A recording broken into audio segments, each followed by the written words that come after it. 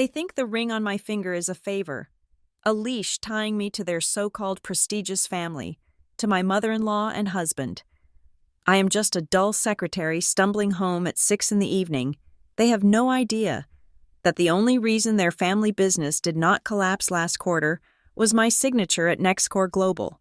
This invitation was not a plea for affection. It was their final lifeline, and they just laughed while tossing it into the trash. My name is Stella Pembroke. The silence in my living room was heavy, the kind of silence that usually precedes a storm.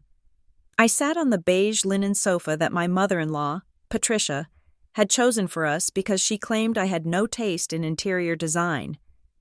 In her eyes, I was plain, functional, and easily blended into the background, much like the furniture she forced into my home. I held my phone in my hand, the screen glowing with an artificial brightness that stung my tired eyes. It was 7 o'clock in the evening. I opened the messaging app and navigated to the group chat titled The Whitmores. It was a digital fortress where I was barely a guest, a place where they planned vacations I was not invited to and discussed business deals they thought I could not understand. My thumb hovered over the keypad. I had typed and deleted the message 3 times already. It was not fear that made me hesitate. It was a lingering, foolish hope, a hope that after 5 years of marriage, after 5 years of serving them tea and nodding politely at their condescension, they might finally see me. I took a deep breath and typed the message again. I kept it brief. I kept it humble. I stripped away the grandeur of the event, hiding the magnitude of what was actually happening. Hi everyone, I wrote. I wanted to let you know that I'm receiving a small recognition for my work this Friday. The ceremony is at the Ritz-Carlton downtown. It starts at 7. I have reserved a table for the family. It would mean a lot if you could come. I hit send. The message sat there, a lonely blue bubble in a sea of their previous conversations about country clubs and golf handicaps. I placed the phone on the coffee table and waited. The house was empty. Julian was late again, likely out drinking with potential investors for his failing logistics company, spinning tales of success that did not exist. 1 minute passed, then 2. The screen lit up, a notification from the Whitmores. My heart gave a single, painful thud against my ribs. I picked up the phone. It was Patricia. Of course, it was Patricia. She had replied not with words initially, but with a reaction icon, a smirk, the digital equivalent of the expression she wore every time she looked at my department store shoes. Then came her text. "Oh, Stella," she wrote. "That is sweet. What is it this time, the perfect attendance award? Or did you win the prize for fastest coffee maker in the office? I hope they give you a nice Starbucks gift card." I stared at the words. I could hear her voice, that high-pitched, feigned sweetness that dripped with venom. She did not ask about the venue. She did not ask why a secretary would be receiving an award at the Ritz-Carlton, one of the most expensive venues in the city. She simply assumed the world revolved around her low expectations of me. Before I could even process a response, another bubble appeared. Eloise, my sister-in-law, a woman who had never worked a day in her life but critiqued the career choices of everyone around her. "Bad timing, Stella," Eloise wrote. "Mom, Dad, and I are taking Julian out for dinner that night. We need to celebrate his new project. He is close to landing a massive deal. You know how it is. Real business is more important than those little internal paper certificates you get. Have fun. Though, real business. The irony tasted like copper in my mouth. They were going to celebrate a project that Julian had not even secured yet. A project that, unbeknownst to them, was currently sitting in a red folder on my desk at NexCore Global, waiting for my final rejection or approval. They were prioritizing a fantasy over my reality. I did not reply to the group. I watched the bubble settle, the silence of the chat returning as they moved on to discuss which Italian restaurant had the best wine list for Julian's celebration. They did not even wait for me to say it was okay. They simply erased me from the schedule. Then, a separate notification slid down from the top of the screen. It was Julian. He had not messaged in the group. He was too cowardly for that. He preferred to deliver his blows in the shadows, where he could control the narrative without his mother seeing how cruel he could truly be. I opened the message. "Stella, stop it," he wrote. "Don't make a scene in the group chat. You know how stressed everyone is right now. We are busy making actual money. Nobody has time to drive downtown to watch you get a secretary's diploma. Just take a taxi if you really want to go. Do not wait up for me." The screen went dark as the phone locked itself, but the words were burned into my retinas. Just take a taxi. I sat there, in the quiet house that I paid for. On the sofa, I hated and waited for the tears. I waited for the familiar sting of rejection, the hot flush of humiliation that used to consume me in the early years of our marriage. I waited to feel small, but nothing came. My eyes were dry. My pulse was steady. The air in the room felt still, not heavy. For 5 years, I had played a role. I had curated the character of Stella, the administrative assistant.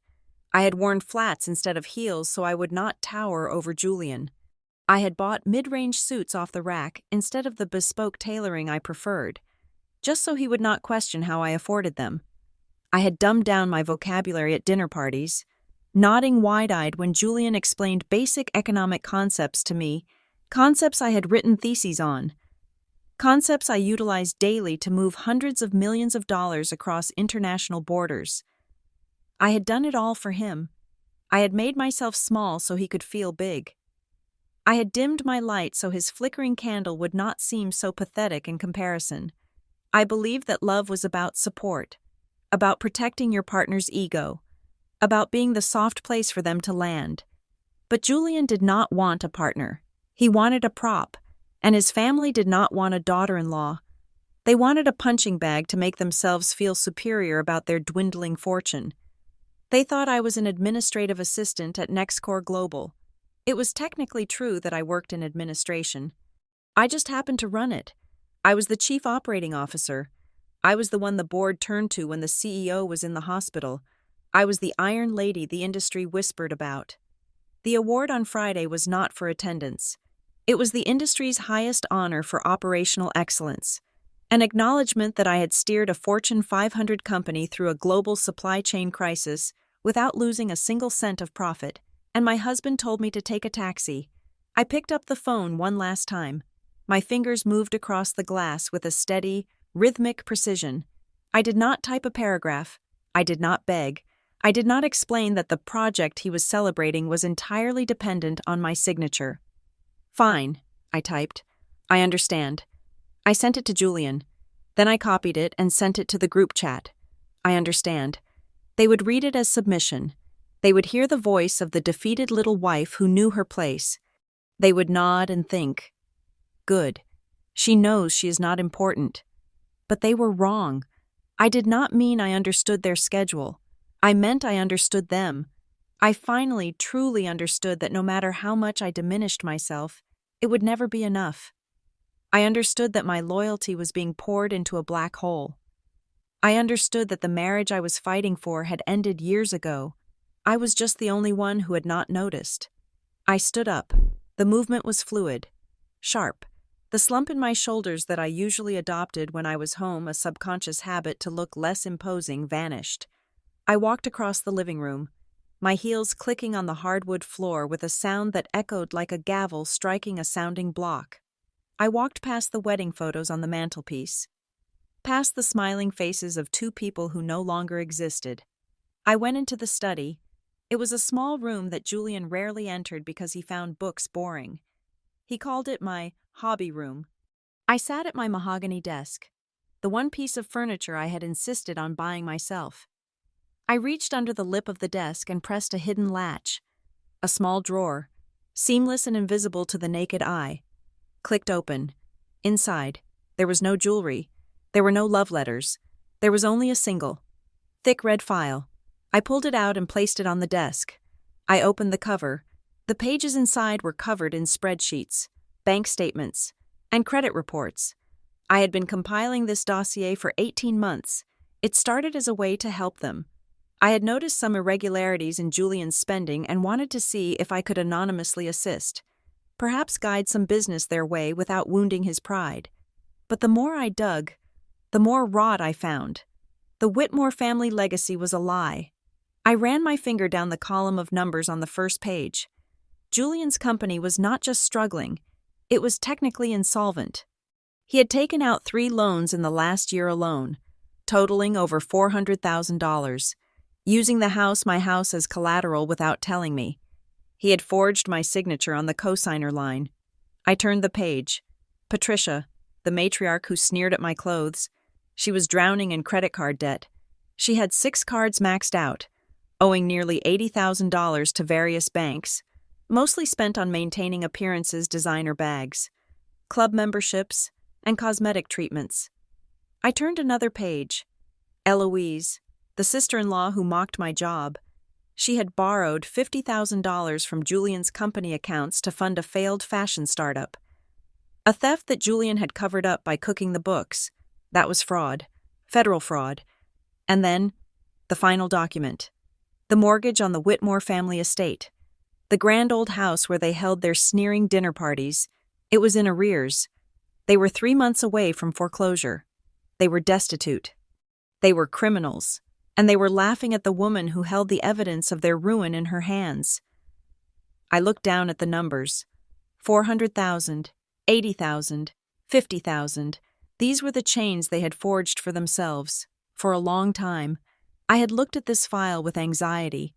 I had stayed up late nights wondering how I could save them, how I could use my bonuses and my stock options to plug the holes in their sinking ship without them knowing. Just to keep Julian smiling, I had been their silent guardian, the safety net they did not know existed. But tonight, as the light from the desk lamp hit the paper, the numbers looked different. They did not look like problems to be solved. They looked like ammunition. Just a lowly secretary, I whispered to the empty room. My voice was not shaky. It was cold. It was the voice of the COO of NexCore Global.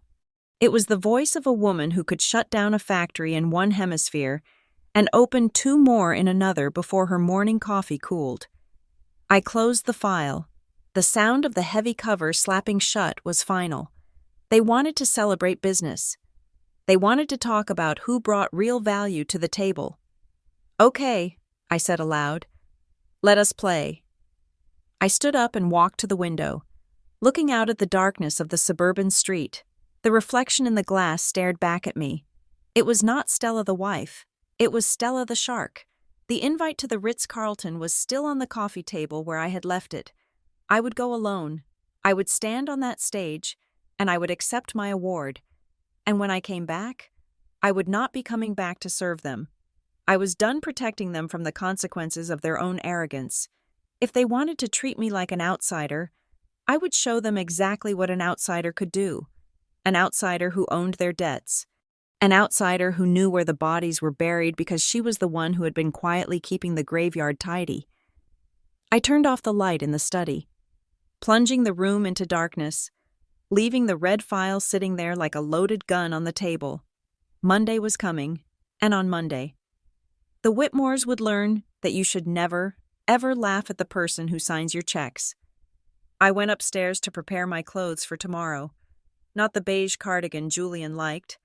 I reached into the back of my closet, past the row of sensible garments, and pulled out a garment bag that had not been opened in months. I unzipped it. Inside hung a suit cut from Italian wool, sharp enough to cut glass, and black as a funeral procession. It was time to go to work. The elevator ride to the 45th floor of the NexCore Global Tower took exactly 42 seconds. I knew this because I had timed it on my first day, and in the 5 years since, the precision of that ascent had become the only transition I allowed myself between my 2 lives.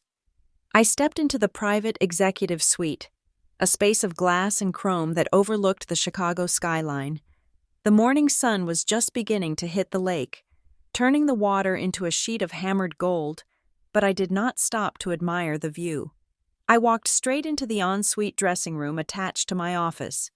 The woman who stared back at me in the full-length mirror was Stella the wife. She wore a beige polyester blouse that was slightly too large, a gray knee-length skirt that did nothing for her figure, and scuffed flats that whispered of mediocrity. This was the costume Julian felt comfortable with. It was the uniform of a woman who needed help opening a jar, a woman who would never challenge his authority because she seemingly lacked the capacity to do so. I stripped it off. I hung the beige blouse in the back of the closet, burying it behind the rows of silk and wool. Then, I began the ritual of becoming myself. I pulled on a pair of sheer stockings and stepped into black stiletto heels with red soles, the kind that clicked with a predatory rhythm against the marble floors. Next came the charcoal pinstripe suit, tailored by a master in London to fit me like a second skin.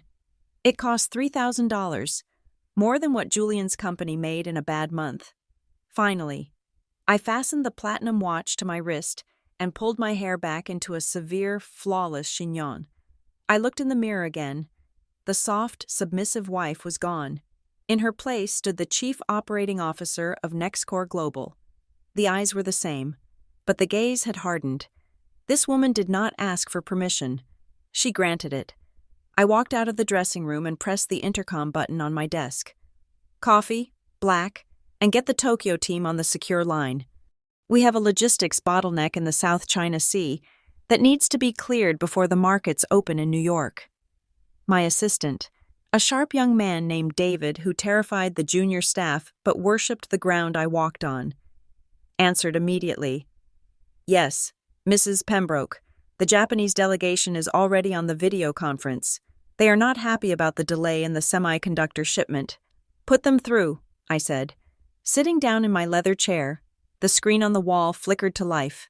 3 men in dark suits sat around a table in Tokyo. They looked agitated. They began speaking immediately, their voices overlapping in a mixture of Japanese and English, citing contract clauses and threatening penalties. I let them shout for exactly 20 seconds.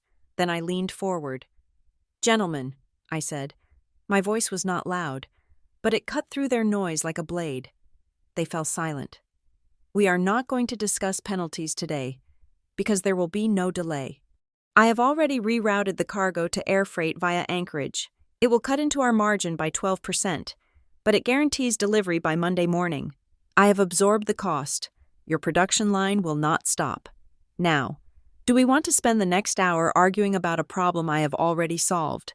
Or do we want to discuss the renewal of your contract for the next fiscal year? The lead negotiator blinked. He looked at his colleagues, then back at me. The aggression drained out of his posture, replaced by a grudging respect.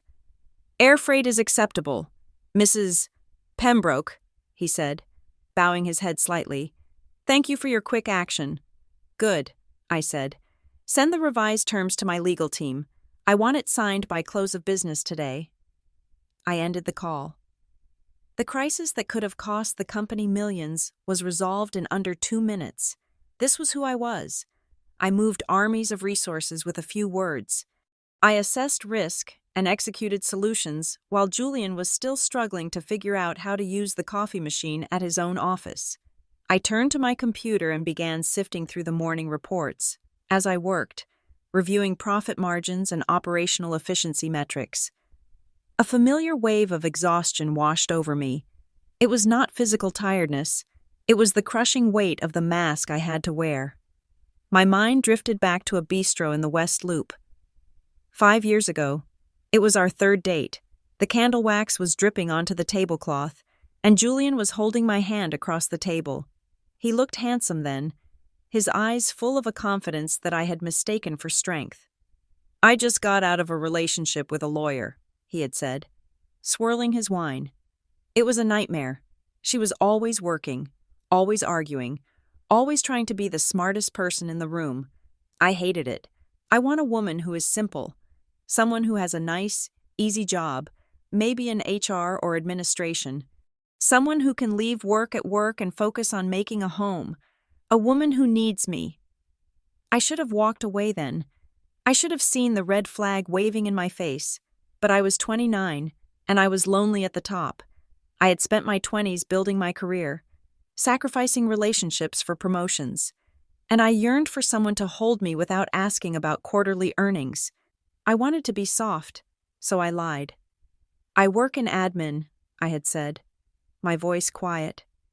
Just paperwork, nothing stressful. The relief on his face had been immediate. He squeezed my hand.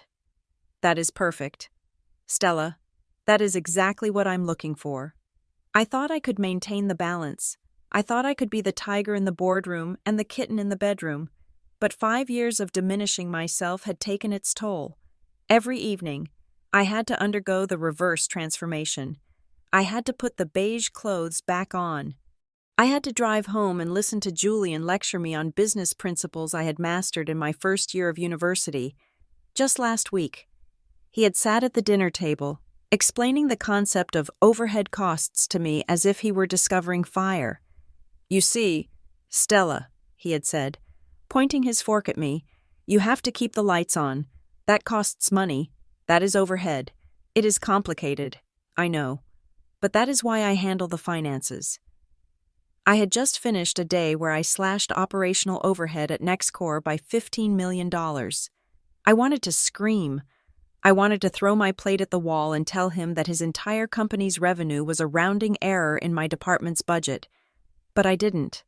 I just nodded and said, Wow, Julian, you are so smart to manage all that. The memory made my stomach churn. A knock on the door pulled me back to the present. Mark, the vice president of marketing and one of the few people at NexCore who I considered a friend, leaned against the doorframe. He was holding 2 coffees. You look like you are ready to kill someone, Mark said, placing a cup on my desk. Was it the Tokyo team? Tokyo is handled, I said, taking a sip. Just thinking about the award ceremony on Friday, Mark sat down in the chair opposite me. Ah, yes, the big night. Is the mysterious husband finally going to make an appearance? We have a betting pool going downstairs. Some people think he is a diplomat. Others think he is a CIA agent. I personally think he does not exist, and you are actually a robot created by the board of directors. I laughed, but the sound was brittle. He exists, Mark, unfortunately. So he is coming. No, I said. I looked down at the documents on my desk. I invited them, him and his family. They declined. Apparently, they are too busy to watch a secretary receive an internal paper certificate. Mark choked on his coffee. Excuse me, a secretary. That is what they think I do, I said, meeting his gaze. They think I answer phones and file invoices. They think this award is for perfect attendance. Mark stared at me, his mouth slightly open. He knew my resume. He knew I had graduated top of my class from Wharton. He knew I was the most feared and respected executive in the industry. Stella, he said slowly, you are the COO of a Fortune 500 company. Why on earth would you let them think you are a secretary? Because it makes them feel big, I said, and because I was stupid enough to think that if I made myself small, they would love me more. Mark shook his head. That is the saddest thing I've ever heard. You know that, right? I know, I said. But the charade is over. After Friday, everything changes. Mark looked like he wanted to say more, but he saw the look in my eyes and decided against it. He stood up. Well, if they are not coming, then I am sitting at your table. I am not letting you celebrate this alone, and I'm going to order the most expensive champagne on the menu. Thank you. Mark, I said, and I meant it. He left, and I turned back to my computer. A new email notification popped up in the corner of my screen. I usually let David filter my inbox, but the subject line caught my eye. Subject Partnership Proposal. Whitmore Logistics. NexCore Global. My heart stopped for a beat, then started beating with a slow, heavy rhythm. I opened the email. It was from a generic address admin@whitmorelogistics.com.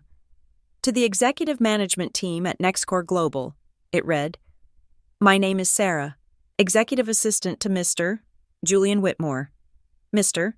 Whitmore has developed a comprehensive logistics strategy that he believes would be of great benefit to your upcoming expansion in the Midwest region. We would like to request a brief meeting to present our proposal. Mr. Whitmore is confident that this partnership would be mutually beneficial. I leaned back in my chair, a cold smile touching my lips. Julian, my husband, the man who had told me to take a taxi to my own award ceremony because he was too busy making real money, he was blindly emailing my company, begging for a crumb of business. He had no idea. He had absolutely no idea that the executive management team he was addressing was the woman he slept next to every night. He didn't know that the Iron Lady he was so desperate to impress was the same woman he criticized for not ironing his shirts correctly. He wanted a meeting, I would give him a meeting. I pressed the intercom button again. David, come in here. David appeared instantly with his notepad. I need you to schedule a meeting for Monday morning at 9 o'clock, I said, keeping my voice perfectly level. The company is Whitmore Logistics. David scribbled on his pad. Whitmore? Okay. I will assign it to the junior procurement officer. They usually handle the small vendor pitches. No, I said. David looked up, surprised. No, I repeated. I turned my swivel chair toward the window, looking out at the city that I helped run, while Julian played pretend in his sandbox. Book the main boardroom, the one with the glass walls, and clear my schedule for the morning. You want to take a vendor pitch personally? David asked, confused. Mrs. Pembroke, is this a priority account? I turned back to face him. My face was a mask of calm, but my eyes were burning with a fire that had been smoldering for 5 years. It is a very personal account, David, I said. Make sure Mr. Whitmore knows that the COO will be hearing his proposal directly. Tell him to bring his best numbers. He is going to need them. David nodded, sensing the dangerous undertone in my voice, and backed out of the room. I looked at the email on my screen one last time. Julian wanted to play in the big leagues. He wanted to swim with the sharks. He was about to find out that he had been married to the great white all along. Monday morning was not going to be a business meeting. It was going to be an execution. The smell of roasting rosemary and garlic filled the kitchen, masking the scent of my own simmering resentment. It was Wednesday evening, 2 days before the award ceremony, that my family had so casually dismissed. Tonight, however, was not about me. It was never about me. It was the bi-weekly family dinner, a ritual where the Whitmores gathered at my dining table to eat my food, drink my wine, and dissect my shortcomings as if I were a specimen under a microscope. I stood by the oven, basting the leg of lamb. I had left the office at 4 o'clock, cutting short a strategy meeting with our European division, just to ensure the meat was marinated for exactly 3 hours as Patricia preferred. I had swapped my Italian wool suit for a simple cotton apron, tying my hair back in a loose ponytail. I looked the part they wanted me to play, the dutiful, slightly frazzled housewife trying her best to keep up with the demands of a high-society family. The front door opened, followed by the sound of voices that always seemed too loud for the hallway. Ideally, we should have valet parking, I heard Patricia say as she walked in. The driveway is so narrow. Julian, you really need to upgrade to a house with a circular drive. It is embarrassing when guests have to reverse out. I am working on it. Mom, Julian replied, his voice booming with the false confidence of a man who was living on borrowed time and borrowed money. Once this NexCore deal goes through, we will be looking at estates in Lake Forest. I gripped the basting brush tighter. NexCore. The name of my company hung in the air like a guillotine blade they were unknowingly walking under. They entered the kitchen. There were no greetings. No, hello, Stella. No, how was your day? Patricia, dressed in a Chanel suit that I knew she had bought on a credit card she could not pay off, walked straight to the pot of mashed potatoes. She dipped a spoon in without asking, tasted it, and grimaced. A little lumpy, isn't it? She said, dropping the spoon back into the sink with a clang. You know, Stella, Mary down the street, the doctor's wife, she uses a ricer. Her potatoes are like silk. But of course, she doesn't work. She has all day to dedicate to the comfort of her family, It really shows in the quality of her home. The implication was as subtle as a brick through a window. If you didn't have that silly little job, you could be a better wife. I will try to mash them better next time. Patricia, I said, my voice steady. I pulled the lamb out of the oven. Dinner is served. We moved to the dining room. I had set the table with the good china, the Wedgwood set that Julian's grandmother had left him. I poured the wine, a vintage Cabernet Sauvignon that cost $200 a bottle. I had bought a case of it last month. Julian thought it was a gift from one of his clients. He had no idea that his clients barely knew his name, let alone cared enough to send him fine wine. So, Eloise started, swirling her glass. She was wearing a dress that was too tight and too sparkly for a Wednesday dinner. Julian says you guys are finally going to hit the jackpot. Tell us everything. Julian beamed. He cut into the lamb, chewing with his mouth slightly open. It is huge. I finally got a foot in the door at NexCore Global. You know, the shipping giant. I took a small sip of water, watching him over the rim of my glass. Is that so? I asked. Oh, yeah, Julian said, waving his fork. I have been working my contacts. I sent a proposal to their executive team. My source tells me they are desperate for a new logistics partner in the Midwest. They need us more than we need them. Really. I almost choked on my water. NexCore had 18 logistics partners in the Midwest, all of whom had fleets 10 times the size of Julian's. We didn't need him. We didn't even know he existed until I saw the email. But isn't their management very particular? Patricia asked, looking at her son with adoration. I heard their leadership is ruthless. Ruthless? Julian laughed. Try hysterical. The COO is a woman, some lady named Pembroke. Rumor has it she's a total ballbuster. You know the type. Probably ugly, bitter, married to her job because no man would put up with her. My hand tightened around the stem of my wine glass. The glass was crystal. It was fragile. I had to consciously relax my fingers to keep it from shattering. Is that what you think? I asked softly. That a woman in power must be bitter. Julian rolled his eyes. Come on, Stella. Be realistic. To run a company like that, you have to be a man in a skirt. She is probably one of those feminists who hates men. But do not worry. I know how to handle women like that. You just have to charm them. Make them feel like they are in charge while you guide them to the signature line. I will walk into that boardroom on Monday, flash a smile, compliment her shoes, and I will walk out with $1 million contract. He is so good with people, Patricia cooed to Eloise. He gets that from his father. Eloise giggled. Well, he certainly charmed Stella, although that was not exactly a hard sell, was it? She turned to me, her eyes glinting with malice. Speaking of jobs, Stella, since you are a secretary, you must be an expert at making coffee and tea, right? I manage the office administration, I corrected her, using the vague lie I had maintained for years. Right, administration. Eloise waved her hand dismissively. But that includes the coffee runs, doesn't it? You should come by Julian's office sometime and teach his staff how to brew a proper pot. His current receptionist makes sludge. It would be good for you to contribute to the family business somehow, since you cannot help with the strategy. At least help with the caffeine. The table erupted in light laughter. Patricia dabbed her mouth with a napkin, hiding a smirk. Julian chuckled, shaking his head as if his sister was just being a playful sibling.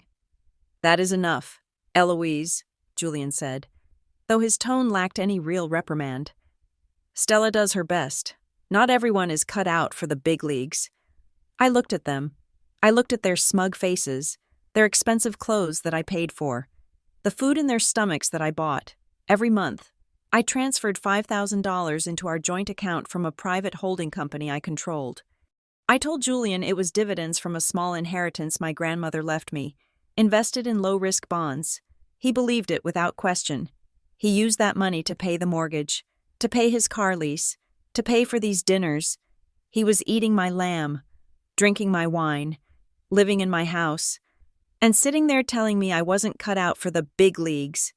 Julian, I said, cutting through the laughter. My voice was calm, but there was a steel edge to it that usually made my vice presidents sweat. Are you sure about this NexCore meeting? I have done some reading on them. They value transparency and ethical financial records above all else. If they audit your company— Julian slammed his fork down. The sound echoed in the dining room. Oh my God. Stella, he groaned. Please do not start.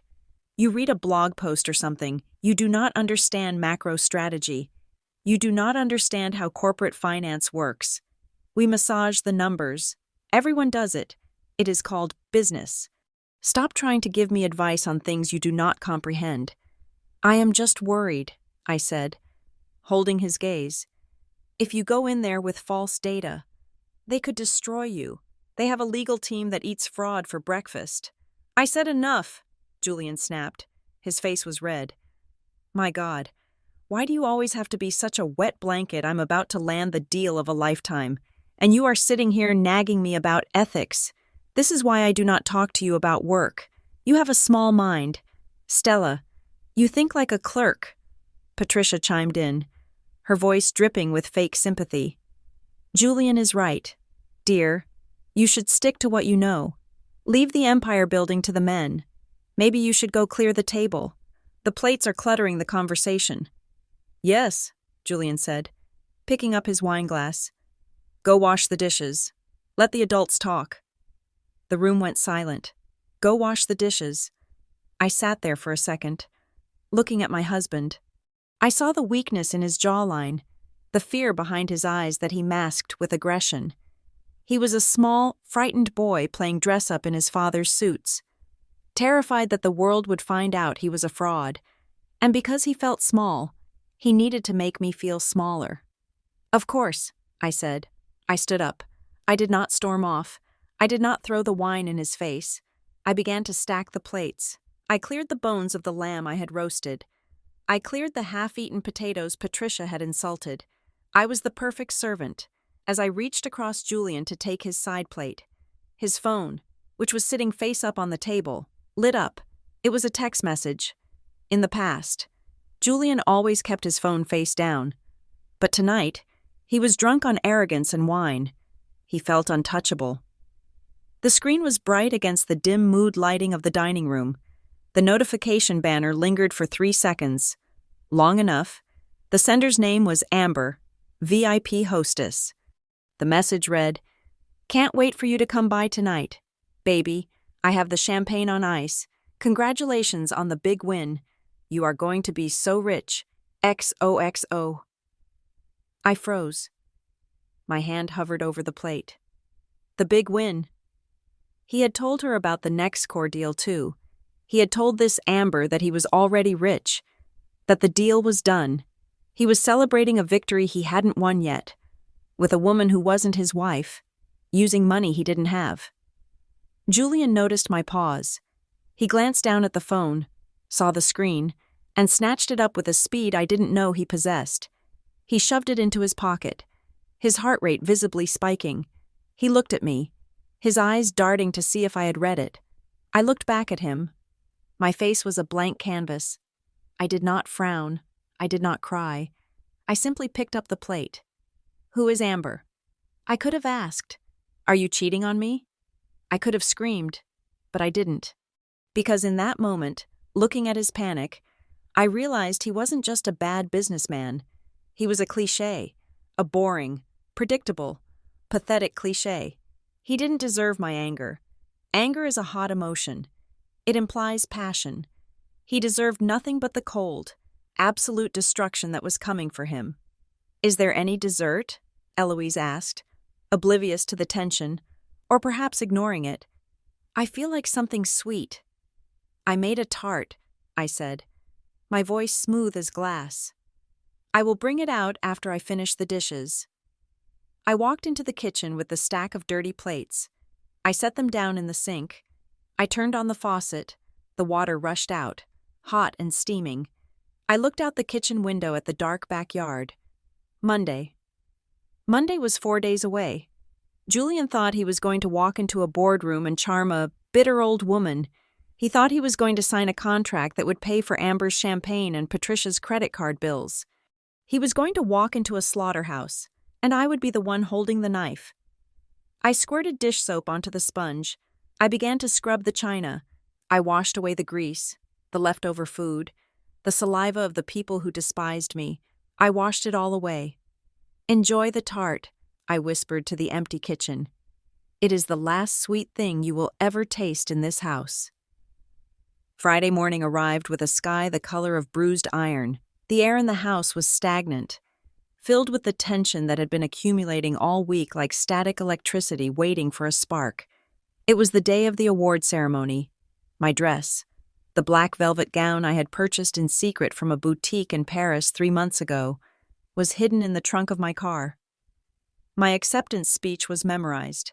The reservations at the Ritz-Carlton were confirmed. I stood in the kitchen, drinking my coffee black, staring at the calendar on the wall where I had circled today's date in red ink 2 weeks ago. Julian had walked past it every single day. He had not noticed. The silence was shattered by the sound of heavy footsteps coming down the stairs. Julian stormed into the kitchen, his hair disheveled, his eyes wide with a frantic, manic energy. He was not wearing his suit jacket. He was holding a thick stack of papers in his hands, gripping them so tightly the edges were crumpling. He did not say good morning. He did not ask how I slept. He marched up to the kitchen island and threw the stack of papers down in front of me. The sound of the heavy document hitting the granite countertop was like a gunshot. "I need a favor," he said. It was not a question. It was a command. I set my coffee mug down slowly. "Good morning to you too. Julian?" He waved his hand dismissively, pacing back and forth in front of the refrigerator. "Skip the pleasantries. Stella, I am in a crisis. The printer at the office is jammed again. I tried to fix it, but the stupid machine is ancient. I need to get this proposal printed and bound before the weekend so I can review it one last time before the meeting on Monday.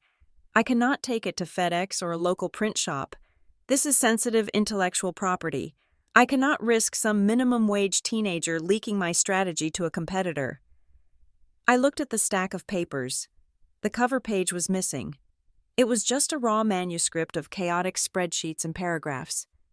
"You want me to print it?" I asked. "I want you to take it to your office," he said, stopping his pacing to point a finger at me.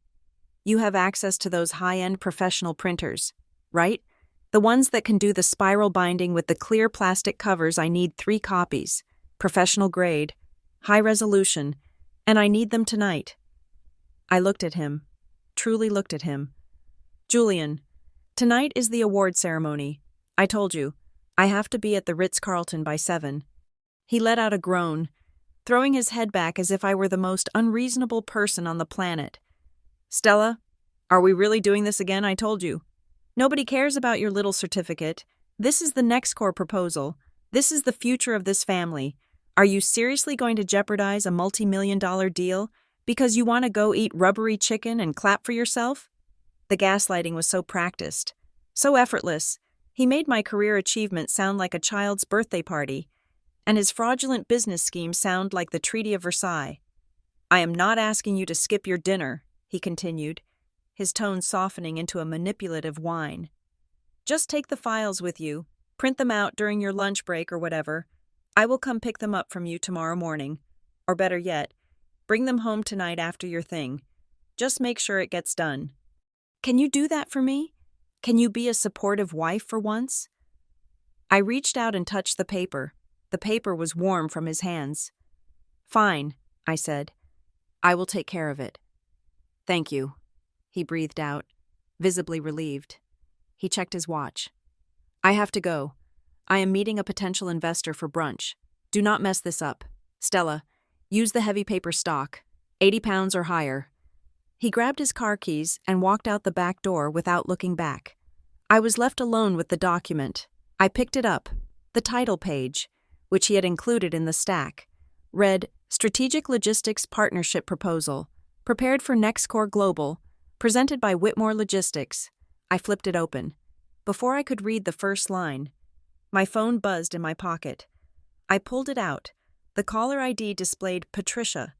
I debated letting it go to voicemail, but I knew she would just call the house line, and then Julian's cell, and turn it into a family emergency. I slid the bar to answer. "Hello, Patricia." "Stella," her voice crackled through the speaker, sharp and demanding. "Julian just called me. He says he gave you the NexCore files." "He did," I replied. "Listen to me," she said, dropping her voice to a conspiratorial whisper. "This is crucial. Julian is under a lot of pressure. He needs this win. I know you have your little party tonight, and I suppose that is nice for you. But you need to understand priorities. A wife's glory is her husband's success. If he lands this deal, he buys you a bigger house, he buys you better clothes. You benefit from this. So do not do a sloppy job. Make sure those documents look perfect. Check the margins. Check the spelling. Be useful. Be useful." That was the summary of my existence in their eyes. I was a utility, a toaster, a printer. "I will make sure the documents receive the attention they deserve." "Patricia," I said. "Good," she said. "And try not to stay out too late tonight. Nothing looks worse than a tired woman in the morning." She hung up. I stared at the phone for a moment, then slipped it back into my pocket. I looked down at the document again. "Oh, I will check the margins," I whispered. "I will check everything." I put the stack of papers into my leather briefcase. I walked out to my car, a sensible sedan that Julian approved of, and drove toward the city. When I arrived at NexCore, I did not go to the copy room. I went straight to my office on the top floor. I locked the door. I told David to hold all my calls for the next 2 hours. I sat down at my desk. The massive oak surface that had seen contracts signed for shipping lanes in the Atlantic and rail networks in Europe. I took the Whitmore Logistics proposal and placed it in the center of the desk. I opened the top drawer and took out a pen. Not a black pen, a red pen. The kind of red ink that looked like fresh blood on white paper. I began to read. Page 1 was the executive summary. Julian claimed that Whitmore Logistics had been in operation for 15 years. That was a lie. He had registered the LLC 6 years ago, and for the first 2 years, it was just a shell company he used to write off his car payments. I uncapped the red pen and circled 15 years. I wrote false, actual duration 6 years in the margin. I turned to page 5, fleet capacity.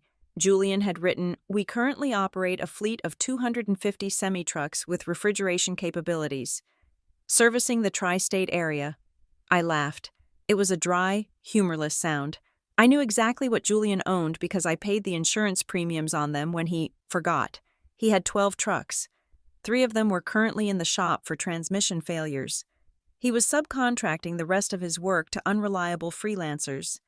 I slashed a thick red line through 250. I wrote fraudulent data. Actual fleet size 12 units, 25% operational failure rate. I turned to page 10.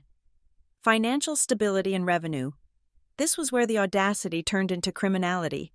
Whitmore Logistics posted a gross revenue of $12 million in the last fiscal year, with a net profit increase of 18%. I stared at the number, 12 million. He had simply added a zero. His gross revenue was 1.2 million, and after his personal spending and debt servicing, his net profit was negative. He was bleeding money. He was technically bankrupt. I circled the paragraph so hard the tip of the pen almost tore through the paper. Gross misrepresentation. Company is insolvent. Credit rating subprime. Do not engage. I read on. He listed safety certifications he did not have. He claimed to have a proprietary tracking software that I knew for a fact was just a free app he downloaded from the internet. He listed key personnel, who were actually just his drinking buddies listed as consultants. It took me 90 minutes to go through the entire 50-page document. By the time I was finished, the pages looked as if they had been thoroughly torn apart by criticism. There was more red ink than black text. Every lie was uncovered. Every exaggeration was corrected. Every fraudulent claim was clearly marked. I sat back, dropping the pen onto the desk. My hand was cramping. This was what he wanted me to print. He wanted me to bind this collection of falsehoods, put a glossy cover on it, and hand it to him so he could walk into my boardroom and deceive me to my face. He wanted me to be an accomplice in his attempt to cheat my own company. If I were the wife he thought I was, I would have simply printed it. I would have been too ignorant to understand the numbers, or too compliant to question them. I would have handed him the tool he would eventually use to ruin himself. But I was not that wife. I gathered the pages. I did not walk to the shredder. I did not walk to the printer. I opened my briefcase again. I took out a simple, clear plastic folder. I slid the red-marked manuscript inside. I did not fix the formatting. I did not correct the spelling errors Patricia was so worried about. I kept it exactly as it was, a raw, bleeding testament to his incompetence and dishonesty. I buzzed David. Yes, Mrs. Pembroke. David, regarding the meeting on Monday with Whitmore Logistics, I said, I want you to prepare the projection screen. I will be bringing the physical copies of the proposal myself. We will not need digital distribution. Understood, David replied. Should I print copies for the rest of the board? No, I said. There is only one copy that matters, and I have it. I looked at the clock. It was 4 p.m. I stood up and walked to the floor-to-ceiling window. Below me, the city of Chicago was beginning to wake up for the evening. Cars were streaming onto Lakeshore Drive. The lights of the Ritz-Carlton were already twinkling in the distance. Julian and his family were probably getting ready for their dinner at whatever mediocre steakhouse they had chosen. They were probably laughing about me right now. They were probably toasting to the big deal and the stupid secretary who was doing their grunt work. Let them laugh. I touched the cool glass of the window. You wanted me to handle this, Julian, I said softly. You wanted me to make sure it gets to the right people. You wanted me to be useful. I turned back to the desk and picked up the red-marked folder. I placed it in the center of the desk, perfectly aligned. Consider it done. I walked into my dressing room.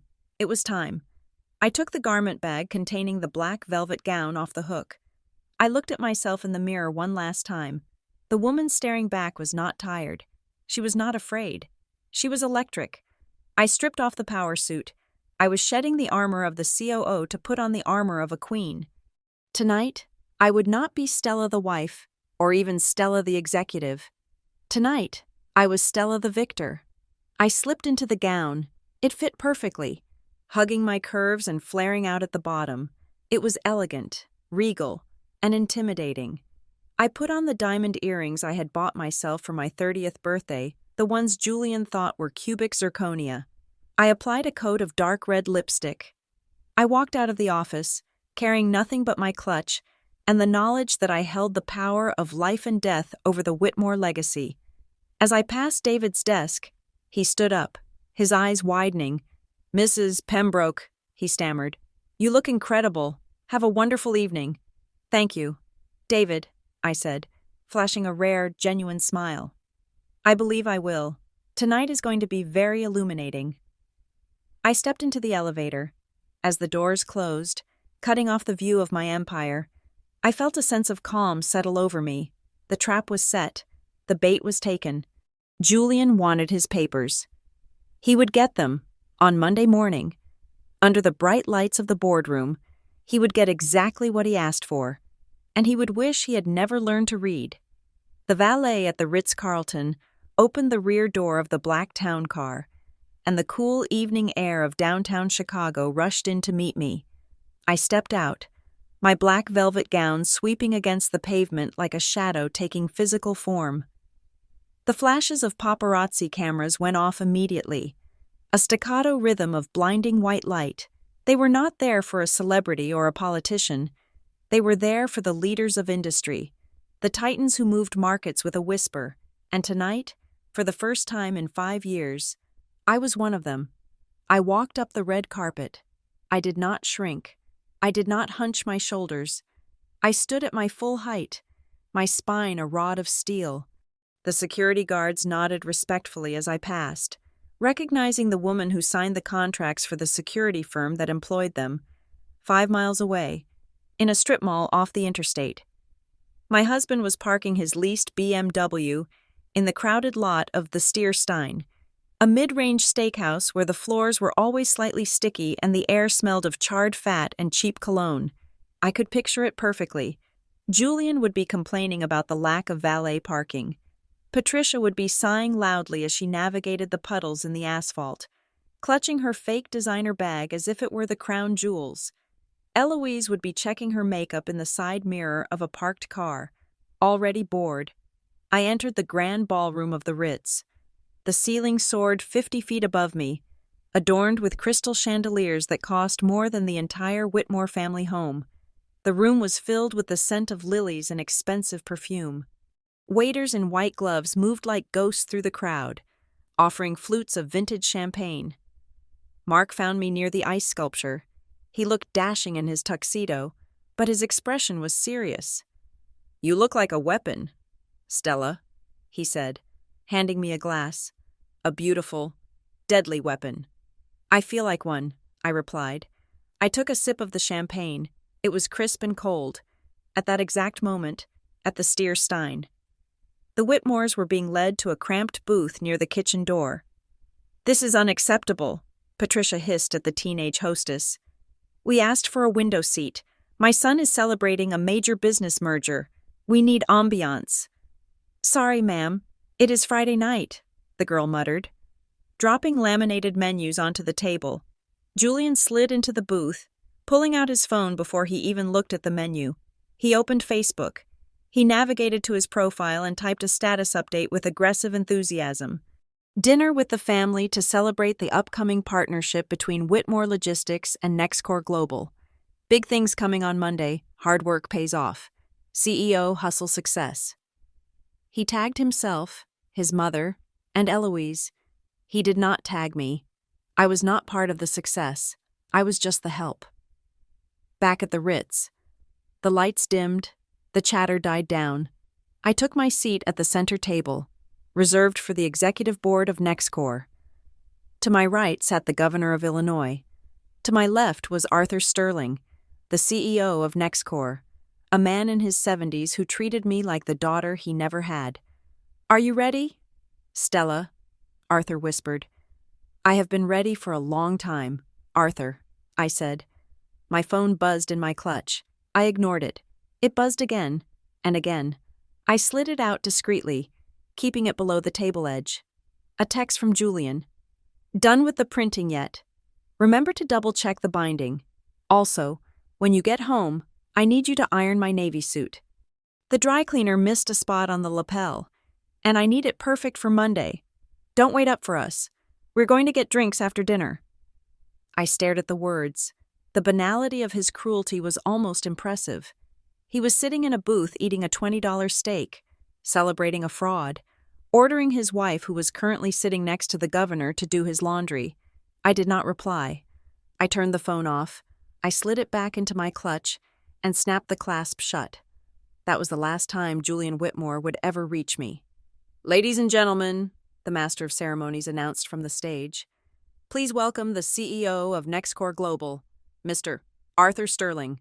Applause thundered through the room. Arthur walked to the podium. He adjusted the microphone and looked out at the sea of faces. "Tonight is about leadership," Arthur began. "But leadership is not always about the person who shouts the loudest. Sometimes, the true power of a company lies in the quietest room in the building. For 5 years, NexCore has weathered storms that sank our competitors. We have expanded into 3 new continents. We have revolutionized supply chain ethics." He paused, his eyes finding mine in the darkness. "Many of you think I did that. I did not. The architect of our success, the strategist who guided us through the dark, is a woman who has shunned the spotlight until tonight. It is my distinct honor to announce that the board of directors has unanimously voted to appoint Mrs. Stella Pembroke as the new Executive Vice President of Global Strategy and Operations." The spotlight swung through the room. It hit me. The beam of light was blinding. For a second, I saw nothing. Then, the sound hit me. The applause was not polite. It was raucous. It was a roar of recognition from people who knew exactly who I was, people who had feared my emails and respected my decisions for half a decade. I stood up. I walked to the stage. The black velvet dress caught the light, shimmering like oil on water. At the steakhouse, the appetizers had arrived. A plate of calamari that was more batter than squid. "So," Eloise said, dipping a rubbery ring into marinara sauce, "what are you going to buy first when the money comes in?" "Julian, a Porsche." "Maybe," Julian said, chewing loudly. "Or a boat. I have always wanted a boat. We can dock it at the harbor and throw parties. Stella can clean the deck." They laughed. It was a wet, ugly sound. "She would probably get seasick," Patricia sneered. "She is so fragile. No stamina." Eloise pulled out her phone. "I am bored. Let's see what is happening in the real world." She opened Twitter, then LinkedIn. She scrolled past the usual influencer posts and political rants. Then, her thumb stopped. A video was trending. It had 20,000 reposts in the last 10 minutes. The caption read, "The Iron Lady of NexCore finally steps out of the shadows. Historic speech at the Ritz-Carlton." Eloise frowned. "NexCore, isn't that the company you are dealing with?" "Julian." "Yeah," Julian said, sawing at his steak. "Why?" "There is a live stream," Eloise said. "Someone is giving a speech." She tapped the video. The sound of applause, tinny and distorted through the phone speakers, filtered into the noisy restaurant. On the screen, a woman stood at a podium. She was breathtaking. She radiated power. She was speaking with a voice that commanded absolute silence from a room full of billionaires. Eloise squinted. She moved the phone closer to her face. She blinked. "Mom," Eloise said. Her voice was trembling. "Look at this." Patricia leaned over. "Who is that? Is that a movie star?" "No," Eloise whispered. "Look at her face. Look at the scar on her left eyebrow." Patricia looked. She gasped. A hand flew to her mouth. "That looks like," Patricia started, but she could not finish the sentence. The cognitive dissonance was too strong. The woman on the screen was a titan. The woman they knew was a servant. They could not be the same species. "It looks like Stella," Eloise said. Julian laughed. He did not look up from his steak. "Don't be an idiot. Eloise, Stella is at home. She is probably ironing my pants right now, or crying over a romantic comedy. She does not even own a dress like that." "Julian," Eloise said, her voice rising in pitch, "I am serious. Look." She shoved the phone into his face. Julian groaned, annoyed. "Fine. Let me see the—" His voice died in his throat. On the screen, the woman was speaking. The camera zoomed in. It was high definition. There was no mistaking the eyes. There was no mistaking the chin. It was Stella, but it was a version of Stella he had never met. I stood at the podium at the Ritz, my hands gripping the wood. I looked into the camera lens, knowing that the signal was being beamed out to the world. "Thank you, Arthur," I said. My voice was low, resonant. For years, I have operated in the background. I believed that the work should speak for itself. I believed that if I built a strong enough foundation, the house would stand, no matter who claimed to own the roof. I paused. The room was silent. "But I have learned a hard lesson recently," I continued. "I learned that silence is often mistaken for weakness. I learned that there are people in this world who will look at a quiet dedication and see only submission. They will take your labor, your loyalty, and your love, and they will build their own egos upon it, all while laughing at you for being the one holding the hammer." In the restaurant, Julian's knife fell from his hand. It clattered onto the plate with a loud screech. "She is at the Ritz," Julian whispered. The color drained from his face, leaving it a sickly shade of gray. "She said she had an award. She said it was a small recognition." "That is the governor," Patricia squeaked, pointing a shaking finger at the man standing just behind Stella on the screen. "Why is she standing next to the governor?" "She is the executive vice president," Eloise read from the chyron scrolling across the bottom of the video. "Julian, she is the VP. You said she was a secretary. I thought she was, Julian stammered. She told me she was in admin. She told me she filed papers. On the screen. I leaned closer to the microphone. Tonight, I am done with shadows, I said. And to those who think they can exploit the unseen, the quiet, the loyal be warned. We see everything. We know where every dollar goes. We know where every lie is buried. And when we finally decide to speak, we do not whisper. I looked directly into the camera lens. I imagined I was looking right into Julian's eyes across the city. We roar. The crowd at the Ritz erupted, a standing ovation. At the Stierstein, the phone screen went black as the video ended.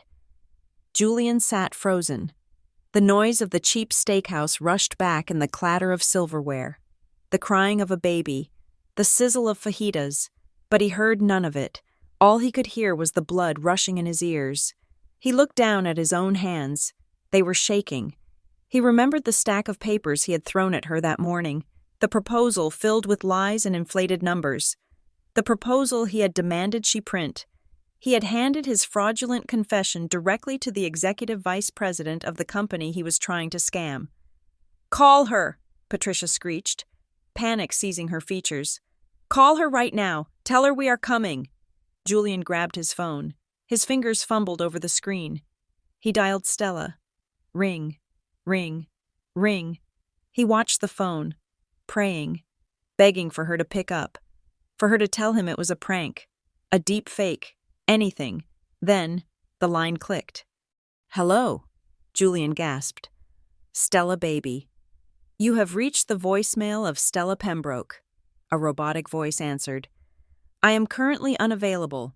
If this is a business inquiry regarding NexCore Global, please contact my assistant during office hours. If this is a personal matter, I am busy." Beep. Julian lowered the phone. The waiter arrived at their table, beaming. "Can I get you folks another round of drinks to celebrate the big victory?" Julian looked up at the waiter. He looked like he was about to vomit. "Check," Julian croaked. "Just bring the check." But as he reached for his wallet, a terrible thought struck him. The credit card he used for these dinners, the card he thought was paid off by his investments, it was Stella's card. And if Stella was the vice president of NexCore, he looked at his mother. He looked at his sister. They were staring at him with the dawning horror of three parasites realizing the host had just cut them off. The night had only just begun, and they were already drowning. While I was accepting the crystal trophy on a stage bathed in golden light, basking in the applause of my peers, a very different scene was unfolding 5 miles away. I did not need to be there to know exactly what it looked like. I had studied these people for 5 years. I knew their insecurities, their delusions, and exactly how they would crumble when the walls of their reality were breached. I have reconstructed this moment from the aftermath, piece by piece, savoring every detail of their slow-motion collision with the truth. At the sticky table in the corner of the Stierstein, the world had narrowed down to the 6-inch screen of Eloise's smartphone. Julian sat frozen, his fork suspended halfway to his mouth, a piece of gristle-laden steak dripping grease onto the tablecloth. He blinked, once, twice, hoping that the image on the screen would shift, that the pixels would rearrange themselves into something that made sense, something safe. He reached out with a trembling hand and pinched the screen to zoom in.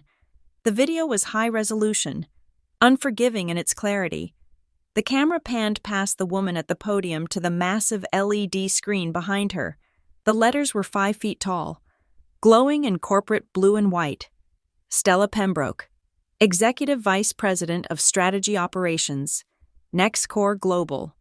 Julian read the words, then he read them again. The words did not change. "It is a mistake," Patricia said. Her voice was brittle, high-pitched, like a violin string about to snap. She leaned over the table, her eyes darting around the restaurant as if checking if anyone else had seen the impossible thing on the phone. "It has to be a mistake. Or maybe it is a coincidence. Stella is a common name. Pembroke is a common name." "Mom," Eloise whispered, her face pale. "That is her face. That is the dress she wore to your birthday party last year. The black one you said made her look like a widow. No, Patricia insisted, shaking her head violently. The denial was a physical thing, a frantic attempt to keep her worldview from shattering. She is doing a gig. That is it. She is working as a hostess or a model for the event. You know how companies hire pretty girls to stand on stage and hold trophies? They probably just put her name up there as a placeholder. She is just a prop. Julian, tell Eloise she is just a prop. Julian did not answer. He could not speak. His throat felt like it was stuffed with sawdust. On the screen, the camera angle shifted.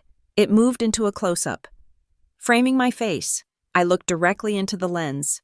The microphone picked up every nuance of my voice, the voice Julian usually ignored when I asked about his day or suggested financial caution.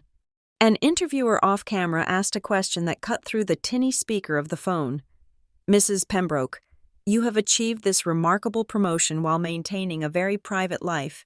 Is your family here tonight to celebrate with you? Julian stopped breathing. He watched the Stella on the screen smile. It was a smile he had never seen directed at him, sharp, mysterious, and terrifyingly intelligent. Thank you for asking, the digital Stella said. Oh, no. Tonight, I am here entirely on my own. My family, let us just say, they have other priorities, but honestly, I prefer it this way.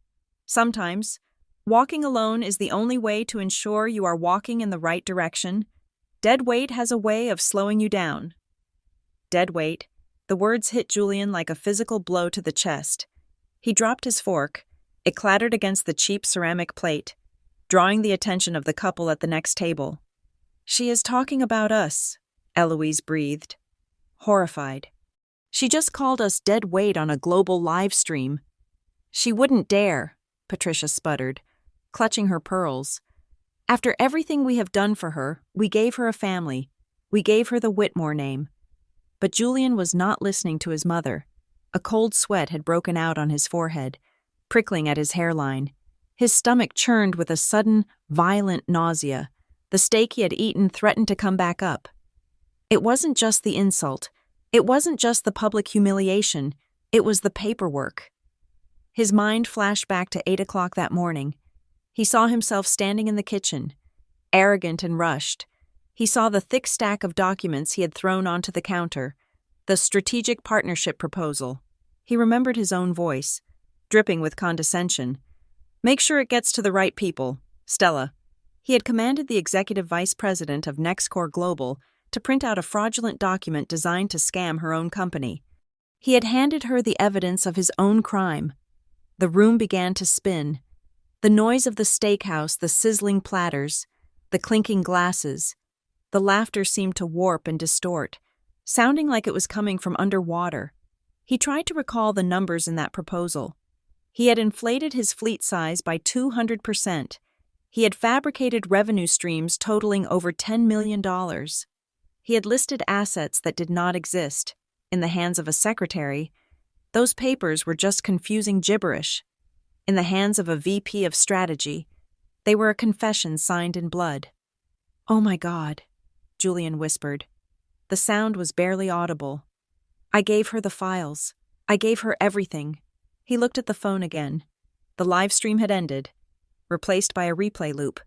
My face was frozen on the screen, looking down at him with imperious judgment. "Julian, stop looking at that," Patricia snapped, reaching out to slap his hand. "Call her. Tell her to stop this nonsense immediately. Tell her to come pick us up. I will not have my daughter-in-law making a spectacle of herself." Julian jerked his hand away. He fumbled with the phone, his fingers slippery with sweat. He unlocked the screen and found my contact, wife. He pressed the call button. He pressed the phone to his ear, pressing it so hard it hurt. Beep, beep, beep. "Line busy," he muttered. He hung up and dialed again. Beep, beep, beep. "She is declining it," he said, his voice rising in panic. "She is sending me straight to voicemail." "Try again," Patricia commanded. "She is probably just confused. She probably thinks we are angry with her." "We should be angry," Eloise cried out, though her eyes were glued to her phone where she was now frantically typing into the search bar. "Mom, Shut up for a second. Look at this. Eloise turned the phone toward them again. She had Googled Stella Pembroke NexCore. The search results populated the screen in a long, damning list. Result 1. The Iron Lady of Logistics. How Stella Pembroke saved NexCore's Asian supply chain. Forbes, 2 years ago. Result 2. Women in Power. Stella Pembroke on the Art of the Ruthless Negotiation. Wall Street Journal. Result 3. Who is the mystery executive behind the billion-dollar merger? There were photos. Stella in Tokyo shaking hands with the Prime Minister. Stella in London cutting a ribbon at a new distribution center. Stella in a hard hat at a shipping yard, pointing a finger while burly men took notes. 2 years ago, Julian whispered. She has been the VP for 2 years, but 2 years ago she told me she got a 50-cent raise and we went to Olive Garden to celebrate. He felt like the floor was dissolving beneath his feet. His entire marriage was a hallucination. The woman he thought he controlled, the woman he thought was simple and grateful for his scraps, was actually a titan who had been patting him on the head while he played with toys. He looked around the restaurant. Suddenly, the Stierstein felt incredibly small.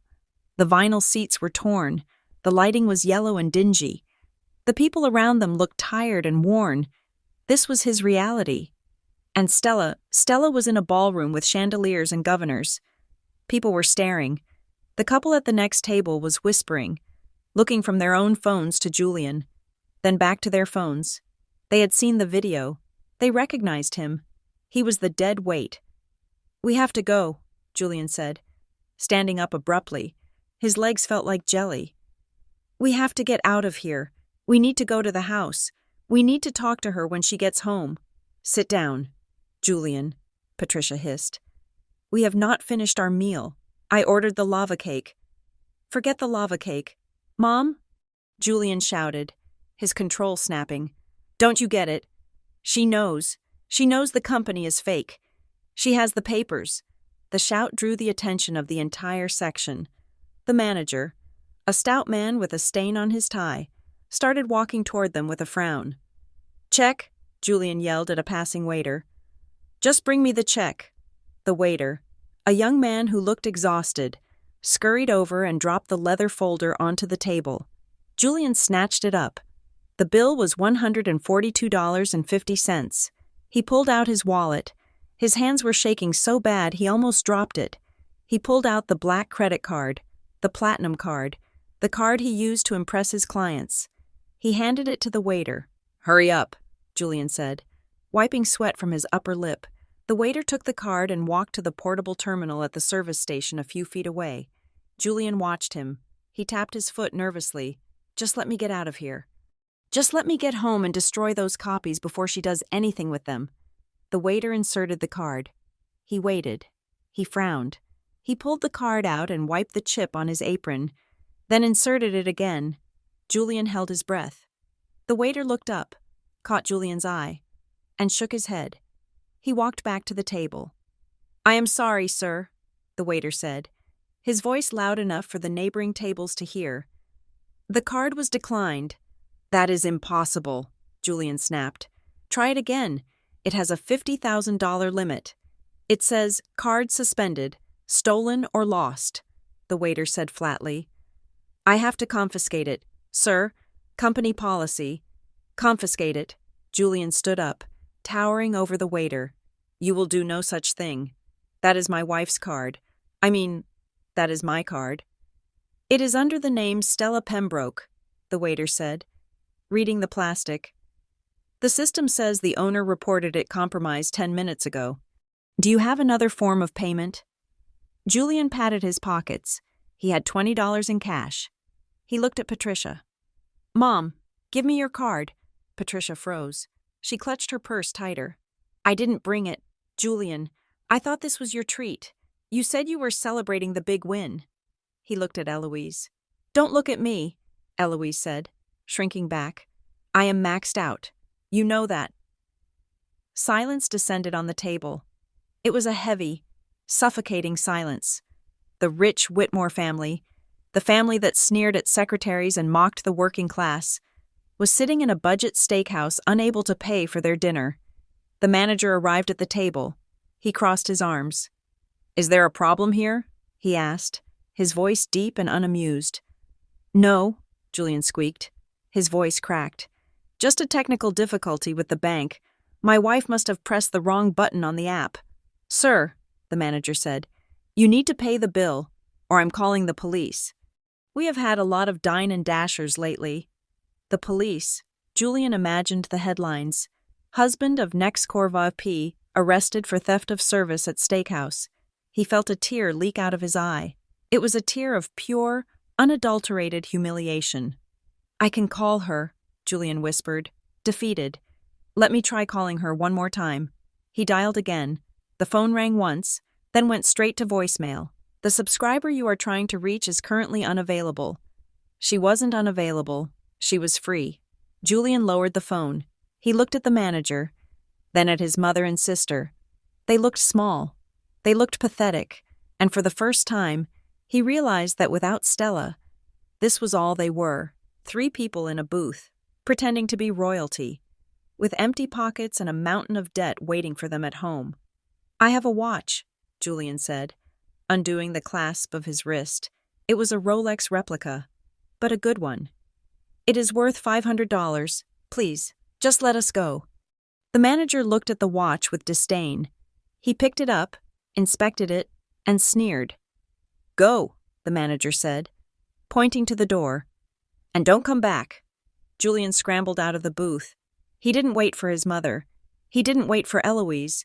He ran toward the exit, the laughter of the restaurant patrons chasing him out into the cold, dark parking lot where his leased car sat waiting. A pumpkin that would never turn back into a carriage. The drive home from the Ritz-Carlton was the quietest journey of my life. The city lights of Chicago blurred past the tinted windows of the town car. Streaks of gold and red that felt like distant galaxies. I sat in the back seat, the crystal trophy resting heavy and cool on my lap. It was a solid block of achievement, etched with my name, my real title. But tonight, it felt less like an award and more like a gavel. I arrived at the house at midnight. Usually, the house was dark by 11. Julian liked to save on electricity, or so he claimed, though I knew he often sat in the dark texting women he met online. But tonight, the house was ablaze. Every window was glowing. The porch light was on. The floodlights in the garden were on. It looked like an interrogation room waiting for a suspect. I thanked the driver and stepped out. The click of the car door closing echoed in the stillness of the suburban street. I walked up the driveway, my velvet gown brushing against the concrete. I did not rush. I took the keys from my clutch, the same keys that opened the doors to a life I was about to incinerate, and slid the metal into the lock. It turned with a smooth, heavy clunk. I pushed the door open and stepped into the foyer. The air inside was thick, suffocatingly hot. They had cranked the heating up, perhaps trying to chase away the chill of the fear that had settled in their bones. I walked into the living room. They were all there. Julian sat in the center of the beige sofa, his elbows on his knees, his head in his hands. His tie was loosened, hanging like a noose around his neck. Patricia sat in the armchair to his left, her posture rigid, her face a mask of crumbling plaster. Eloise was curled up on the rug, hugging her knees, staring at the floor. When I entered, nobody screamed. There were no accusations thrown like jagged stones. There was only a profound, terrifying silence. They looked up at me in unison. It was the way villagers in old folklore might look at a creature that had just shed its human skin to reveal something ancient and dangerous underneath. They looked at me as if they had never seen me before, and in a way, they hadn't. They had looked at me for 5 years, but they had never really seen me. I walked to the center of the room. The sound of my heels on the hardwood floor was a slow, deliberate metronome counting down the seconds of their demise. I did not say hello. I simply stood there, letting the visual sink in.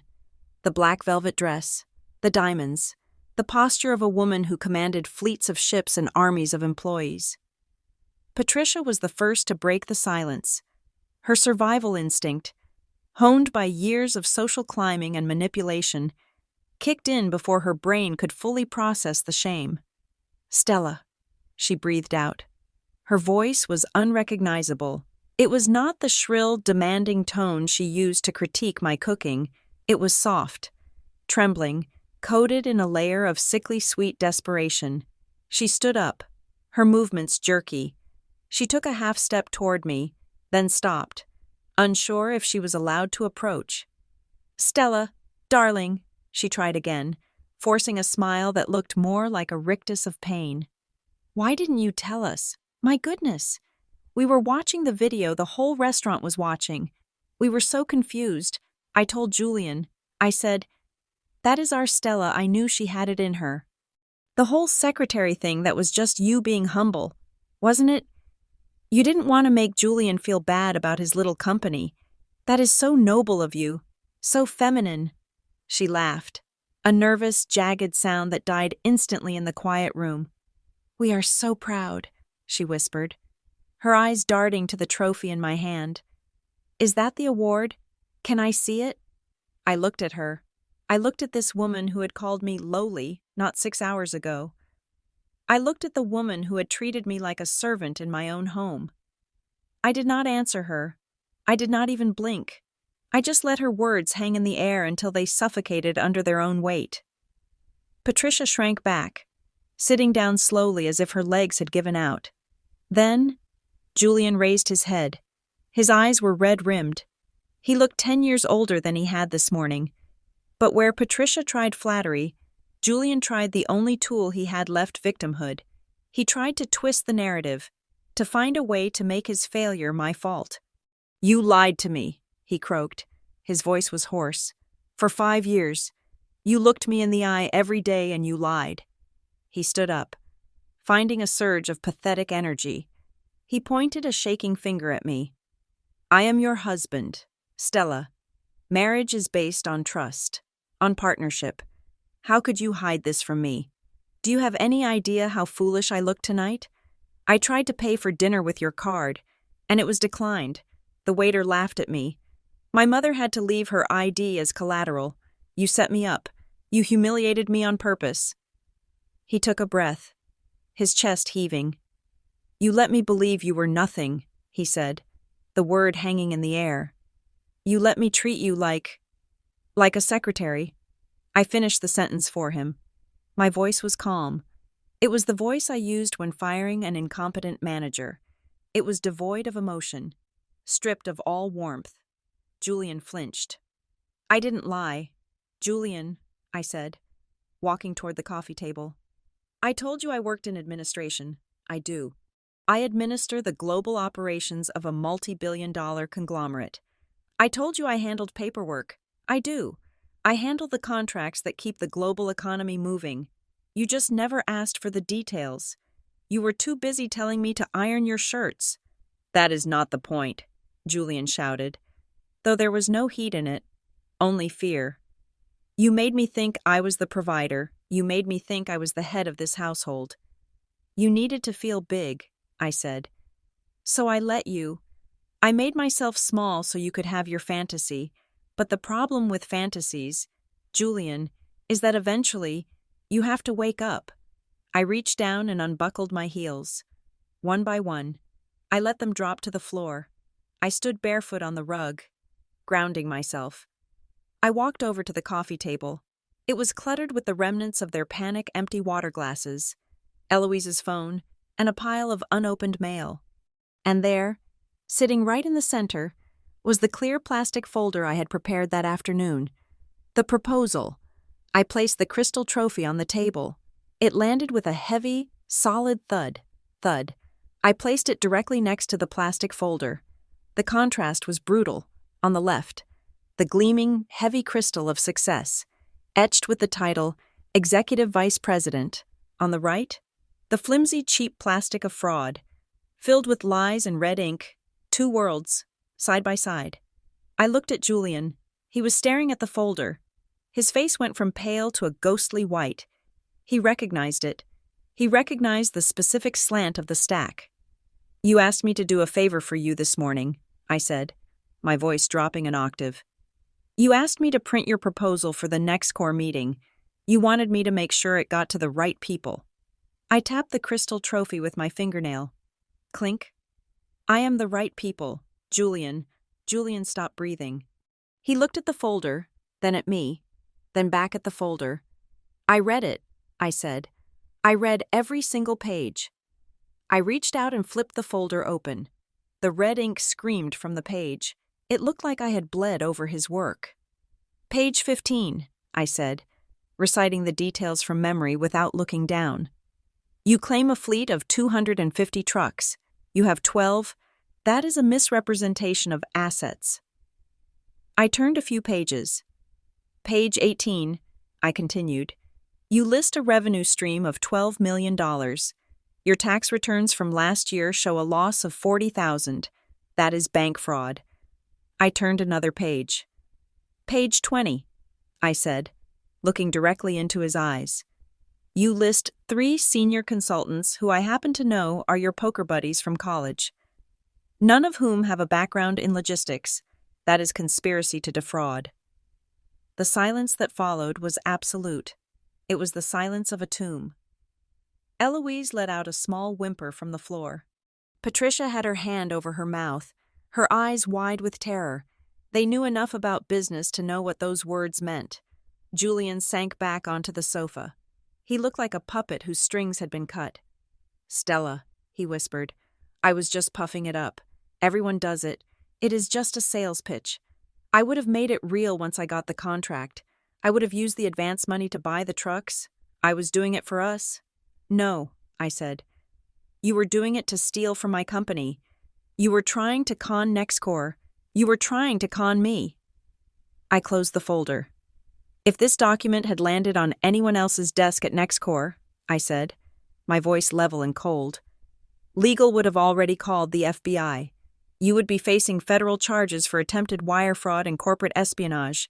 Minimum sentence is 5 years. With the amount you tried to solicit, probably 10. Julian began to shake. A visible, violent tremor took over his hands. Are you going to call them? He stammered. Stella, please, I am your husband. I looked at him. I looked at the man who had told me to take a taxi to my own coronation. I looked at the man who had cheated on me with a hostess named Amber, promising her riches he planned to steal from my employer. My husband died a long time ago. Julian, I said, I do not know who you are, but I know what you are. You are a liability. I picked up the trophy. I left the folder on the table. That folder stays there, I said. Consider it a severance package. It contains all the corrections you need to make if you ever want to run a legitimate business. But you will never do business with NexCore. And you will never do business with anyone in this city who values their reputation, because I will make sure everyone knows exactly what kind of numbers you run. I turned my back on them. Stella, Patricia cried out, stumbling up from the chair. Where are you going? We need to talk about this. We are family. I am tired. Patricia, I said, not looking back. I have a board meeting on Monday. I need to rest. I walked toward the hallway leading to the master bedroom. Wait, Julian yelled. He sounded like a drowning man. What happens now? What about us? You can't just walk away. I stopped at the doorway. I turned my head slightly, catching a glimpse of them one last time.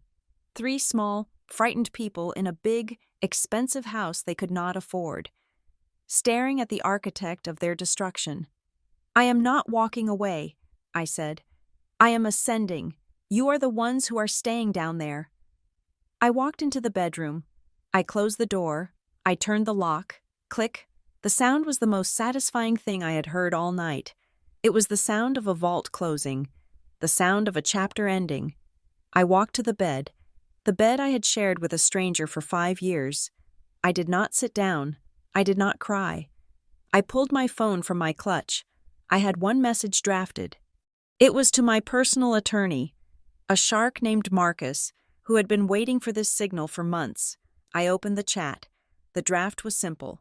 Start the proceedings, divorce, asset freeze, eviction notice, and send the forensic accounting file on Whitmore Logistics to the IRS. I am done protecting them. I deleted the last sentence. They didn't deserve an explanation. I typed 2 words, proceed, immediately. I hit send. I watched the delivered status appear. Then, I turned off the phone. I walked to the window and looked out at the night sky. The stars were invisible behind the city glow, but I knew they were there. I took a deep breath. For the first time in 5 years, the air in my lungs felt entirely my own. In the living room, I could hear the muffled sound of Patricia sobbing and Julian arguing with Eloise. The noise was distant, irrelevant. It was the sound of the past crumbling. I began to unzip my dress. Tomorrow, I would wake up in a guest room at the Ritz-Carlton. Tomorrow, the locks on this house would be changed. Tomorrow, the world would know that Stella Pembroke was not a woman to be trifled with. But for tonight, in the terrifying silence of my victory, I slept, and for the first time in a decade, I did not dream of drowning. I dreamed of flying. Monday morning at NexCore Global was not just a time of day, it was a frequency. The air on the 45th floor hummed with the invisible vibration of billions of dollars moving across fiber optic cables. I stood in the reflection of the floor-to-ceiling window of Boardroom Alpha, the most intimidating room in the entire building. The table behind me was a slab of black marble long enough to seat 20 people. The chairs were ergonomic masterpieces of leather and chrome. The view stretched all the way to the hazy horizon of Lake Michigan. I checked my watch. It was exactly 8:59 in the morning. My team was already assembled. To my left stood David, my executive assistant, holding a tablet with the posture of a royal guard. Behind him were 4 junior analysts from the risk assessment department, each one hand-picked for their ability to dissect a balance sheet until it screamed for mercy. They wore identical gray suits and expressions of professional detachment. "They are here, Mrs. Pembroke," David said, his voice low. "Security just cleared them at the elevator. They are walking down the corridor now." "Excellent," I said, turning away from the window to face the heavy double doors. "Let them in." I did not sit down. I stood at the head of the table, my hands clasped loosely behind my back. I was wearing a white suit today, a stark, blinding white that projected absolute authority. It was the color of a blank page, or perhaps a shroud. The doors opened. The Whitmore family entered. If they had looked pathetic at the steakhouse on Friday, they looked positively haunted today. Julian walked in first. He was wearing his best navy suit, the one he had begged me to iron via text message. It looked wrinkled. His eyes were bloodshot, surrounded by dark circles that spoke of a weekend spent pacing floors and consulting lawyers who likely told him he was doomed. Patricia followed him. She had abandoned her usual Chanel knockoffs for a somber black dress, as if she were attending a funeral. In a way, she clutched her handbag with white-knuckled intensity. Eloise brought up the rear, looking small and terrified, her eyes darting around the expansive, glass-walled room like a trapped animal. They stopped just inside the door, overwhelmed by the sheer scale of the room. The silence of the 45th floor was oppressive. It was not a quiet place. It was a vacuum where sound went to die. Julian saw me. For a split second, his instinct took over. He saw his wife. He saw the woman who had made him pancakes and listened to his complaints about traffic. He took a step forward, a desperate smile flickering onto his face. "Stella," he said, reaching out a hand. "Honey, listen. I am so glad we are finally—" David stepped forward. He moved with a speed that belied his calm appearance, inserting himself physically between Julian and me. He did not touch Julian, but his presence was a wall. "Please keep your distance," David said. His voice was polite but hard as granite. "And you will address the executive vice president as Mrs. Pembroke. This is a formal business meeting. Mr. Whitmore, not a family reunion." Julian froze. He looked at David, then at me. He waited for me to intervene, to scold my assistant, to tell him that it was okay. I did not move. I stared at him with eyes as cold as the marble table. "Sit down," I said. The command was not shouted. It was spoken with the quiet, absolute force of gravity. The Whitmores scrambled for the chairs on the opposite side of the table. They sat huddled together, leaving 15 empty seats between us. The distance felt like an ocean. "Thank you for coming," I began, remaining standing while they sat. This was a power dynamic tactic I had mastered years ago. "We are here to discuss the unsolicited proposal sent by Whitmore Logistics regarding a strategic partnership with NexCore Global." "Stella, Mrs. Pembroke," Julian stammered, his hands shaking as he placed them on the table. "Look, we know there were some errors in the draft we sent. I can explain. We were rushing. The numbers were just projections. We didn't mean to—" "David," I said, cutting him off. "The screen. Please." David tapped his tablet. The massive projection screen behind me, which covered the entire north wall, flickered to life. It did not show the title page of Julian's proposal. It showed a bank statement. The header read, "Whitmore Logistics, LLC. Business Operating Account." Julian gasped. Patricia leaned forward, squinting. "What is this?" Julian whispered. "How do you have this? That is private data." "When you submit a proposal to NexCore," I said, walking slowly down the length of the table, "you consent to a full financial background check. It is in the fine print of the vendor application portal. You clicked agree on Thursday morning at 10:32. I pointed to a highlighted column on the screen. "This is your operating capital," I said. "As of this morning, your liquidity is negative $14,000. You are overdrawn. But that is not the interesting part." I signaled David. The slide changed. The new slide showed a series of transactions from the company account. They were labeled client development and marketing expenses. "According to your tax filings, you spent $45,000 last year on client development," I said. A significant amount for a company with no revenue. I was curious about who these clients were. I pressed a button on the remote I held in my hand. The slide zoomed in. The marketing expenses were itemized. Tiffany Company, $2,000, the Venetian Hotel, Las Vegas, $4,000, rent payment, luxury apartments, River North, $3,500 monthly. "These are not business expenses, Julian," I said. "Unless your business involves buying jewelry and paying the rent for a woman named Amber Davis." The air left the room. Patricia let out a sound that was half gasp, half shriek. She turned to look at her son. Her face was a mask of horror.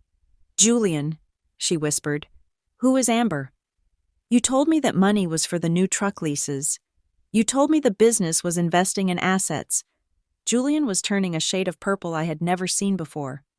He looked at the screen, then at his mother, then at me. "It is a consulting fee," he lied, his voice cracking. "She is a consultant.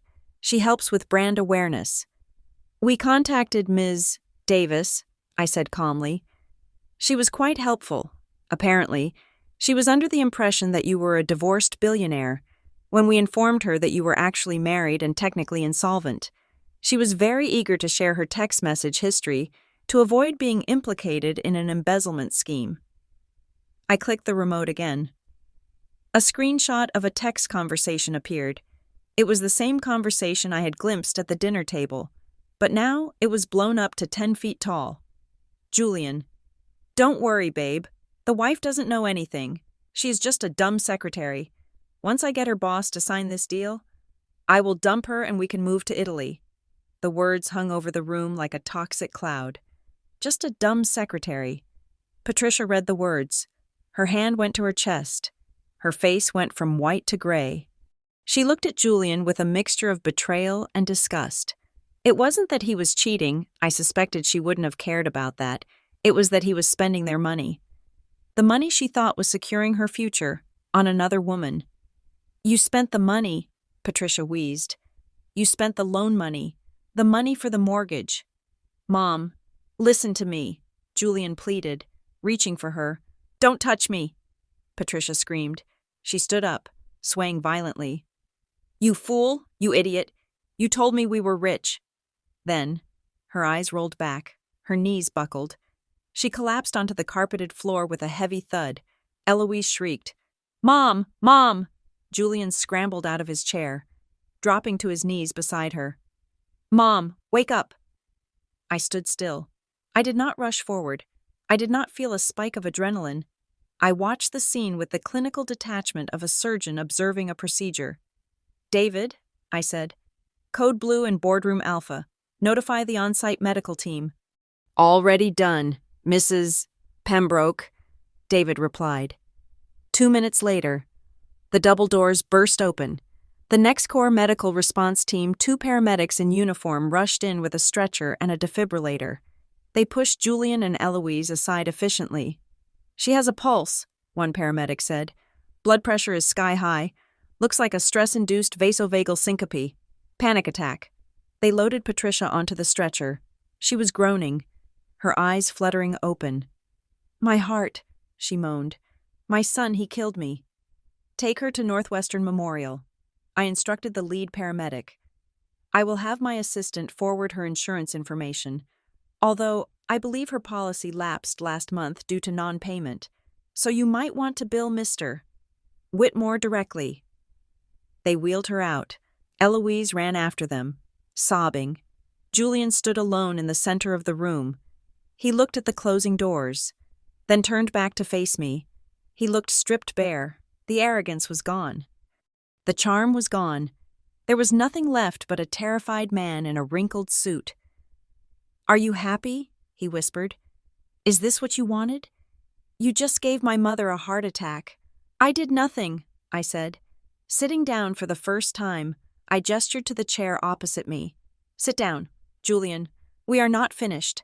"Not finished," he shouted, his voice echoing off the glass. "My mother is in an ambulance. My life is over. You exposed me. What else is there?" "Sit down." He sat. He collapsed into the chair. Defeated. "NexCore Global formally rejects your proposal," I said, sliding a single sheet of paper across the marble table toward him. "We do not partner with fraudulent entities. However, that leaves the matter of your outstanding liabilities." "I will declare bankruptcy," Julian muttered. Putting his head in his hands, "I will file for Chapter 7. I will wipe it all clean. You won't get a dime from me. I will start over." "It is not that simple," I said. I signaled David for the final slide. The screen changed one last time. It showed a complex web of financial transfers, ending in a single entity, Aurora Holdings, LLC. 3 years ago, I said, when I noticed you were struggling to make payroll, I did some research. I found out that you had taken high-interest loans from predatory lenders to cover your initial losses. You were paying 20% interest. You were drowning. Julian looked up. "How do you know that?" "Because I bought the debt," I said. He blinked. "What?" "I created a private equity fund called Aurora Holdings." I explained. "I used my own capital. I bought out your loans from the banks. I refinanced them internally at a lower rate, hoping that with a little breathing room, you would turn the business around. I became your creditor. Julian, I own your business loans. I own your equipment leases." I leaned forward, clasping my hands on the table. "And 6 months ago, when you forged my signature to refinance the house, the bank called me to verify. I didn't have you arrested then. Instead, Aurora Holdings bought the mortgage note, too." Julian stared at me. His mouth opened, but no sound came out. "I did it to save you," I said softly. "I thought if I silently carried the weight, you would eventually learn to walk on your own. I thought I was being a good wife." My expression hardened. But I realized recently that I wasn't carrying a partner. I was carrying a parasite. I tapped the paper in front of him. "This is a demand for immediate repayment," I said. "Aurora Holdings is calling in the loans, all of them, the trucks, the office lease, the house. The total amount is $1.4 million. "I don't have it," Julian gasped. "You know I don't have it. Then Aurora Holdings will exercise its right to seize collateral," I said. "As of this moment, I own Whitmore Logistics. I own the warehouse. I own the 12 broken trucks. And I own the house you sleep in. You can't do that, he whispered. It is our home. It is my house, I corrected him. I paid the down payment, I paid the mortgage, and now I own the note. I stood up. The meeting was over. You have 24 hours to vacate the premises, I said, turning to look out the window at the lake. I will have a forensic accounting team at your office within the hour to begin the asset liquidation process. I suggest you go there and start packing your personal effects. Do not touch the computers. Do not touch the files. If you remove a single stapler, I will have you arrested for theft of company property. Stella, he sobbed. He actually sobbed. Please, I am sorry. I will fire Amber. I will do anything. I will be the husband you want. Don't take everything. I turned back to him. I looked at the man who had laughed at me for being a lowly secretary. I am not taking everything. Julian, I said. I am simply taking back what was mine to begin with. I looked at David. Escort Mr. Whitmore out of the building, I said, and deactivate his visitor pass. He is not welcome at NexCore Global again. Yes, Mrs. Pembroke. David stepped forward. This way, sir. Julian stood up. He looked at me one last time, searching for a trace of the woman he had married, but she wasn't there. She had been erased, written over by the reality he had forced her to create. He turned and walked out the door. His shoulders slumped, a broken man walking into a world that no longer cared about his name. I waited until the doors closed. The room was silent again. The hum of the building returned. I looked at the empty chair where he had sat. I felt a strange sensation in my chest. It wasn't joy. It wasn't sadness. It was the feeling of a heavy pack being dropped from my shoulders after a long, uphill hike. I turned to the junior analysts who were staring at me with wide, terrified eyes. Clear the room, I said, and get me the legal department. We have a liquidation to manage. They scrambled to obey. I stood alone in the glass cage. The queen of the board. The war was over. Now, all that was left was to sweep up the ashes. The elevator descent from the 45th floor felt like a decompression chamber. With every floor we passed, I felt the weight of the last 5 years lifting off my shoulders, leaving behind a lightness that was almost dizzying. When the doors slid open at the lobby level, the hum of the busy atrium rushed in to meet me. This was the public face of NexCore Global, a cathedral of glass and steel, where couriers sprinted with urgent packages and executives grabbed caffeine between billion-dollar decisions. I stepped out, my white suit catching the flood of natural light. I intended to walk straight to the waiting town car at the curb, where my driver was ready to take me to the lawyer's office to formalize the seizure of assets. But I didn't make it to the door. Stella. The voice was desperate, cracking in a way that drew immediate attention from the security guards stationed by the turnstiles. I turned. Julian was standing near the reception desk. He had clearly refused to leave the building, likely hovering near the exit like a stray dog hoping for scraps. His tie was gone. His shirt collar was unbuttoned. He looked sweaty and manic. Beside him sat Patricia on a velvet bench. She had not gone to the hospital. She was clutching a bottle of water, her face pale and pasty, but her greed had evidently overridden her medical crisis. She had refused the ambulance, probably realizing that if she left now, she would lose her chance to beg for the money she felt entitled to. Eloise was pacing nervously, biting her fingernails. When Julian saw me stop, he ran toward me. He didn't care about the security guards who stepped forward. He didn't care about the onlookers. "Stella, please," he panted, stopping just short of the guard's outstretched arms. "Just 5 minutes. That is all I ask. You owe me that much. 5 years of marriage. Stella, just 5 minutes to explain." I looked at him. I looked at the pathetic desperation in his eyes. "David," I said to my assistant, who was hovering at my elbow. "It is fine. Give us a moment." I pointed to the coffee shop located in the corner of the lobby.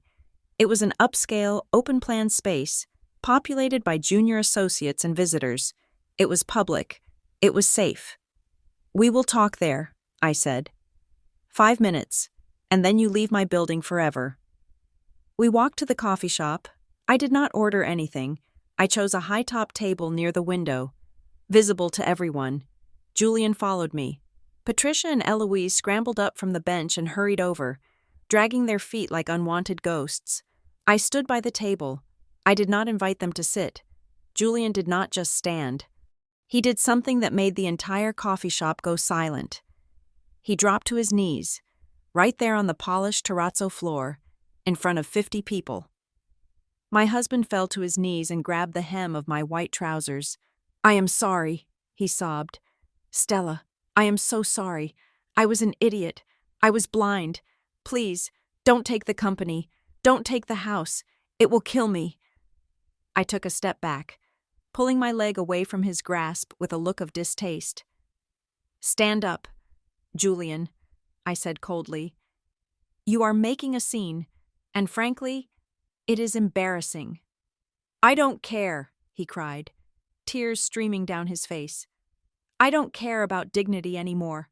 I just want my life back. I want us back. I can change. Stella, I swear on my life, I will be the husband you deserve. I will cook. I will clean. I will work for you. I will be your assistant. Just don't destroy me." Then, his eyes darted to his mother and sister, who were standing behind him. A look of dark self-preservation crossed his face. "It wasn't my fault," he blurted out. "It was them. It was Mom. She was the one who told me to treat you like that. She said you were just a placeholder. She said I needed to assert dominance or you would walk all over me. And Eloise, she was always jealous of you. She made fun of your clothes. So I laughed along to keep the peace. But I never meant it. Stella, I always loved you. They poisoned me against you." Patricia gasped. The sound was like a tire blowing out. "Julian," she shrieked. "How dare you? I did everything for you. I pushed you to be successful." "You pushed me to be a fraud," Julian screamed back, still on his knees, turning to face his mother. "You demanded a lifestyle I couldn't afford. You needed the club memberships, the new cars, the vacations. You told me to use the company credit card for your facelift. You told me Stella wouldn't notice because she was simple." "You ungrateful little weasel," Patricia hissed, stepping forward and swinging her handbag at him. She missed, stumbling slightly. "I am your mother. I sacrificed everything for you." "Stop it," I said. My voice was not loud, but it cut through their bickering like a knife. They froze, looking at me. I reached into my leather briefcase. I pulled out a thick envelope. I tossed it onto the table. "These are the divorce papers," I said. "I had them drawn up 3 months ago. I was just waiting for the right moment to serve them. Congratulations. Julian, today is the day." Julian stared at the envelope. "Divorce. It is a non-contested filing," I explained. "The terms are very simple. I am not asking for alimony.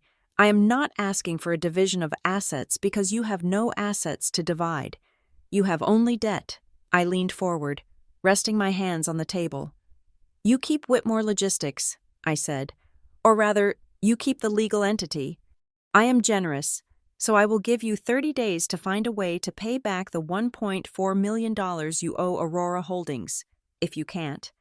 I liquidate the physical assets, but the company name, the reputation. You can keep that. It is worthless, just like you." "But the house," Julian stammered. "The house is in my name," I said. "I bought it before we were married, and I refinanced it under my holding company. You are a tenant, and your lease is up." Patricia stepped forward. Her face was flushed red, her earlier medical emergency forgotten in the face of financial ruin. "You can't do this," she spat. "You are a monster, a cold-blooded snake. We took you in. We treated you like family." "Family." I laughed.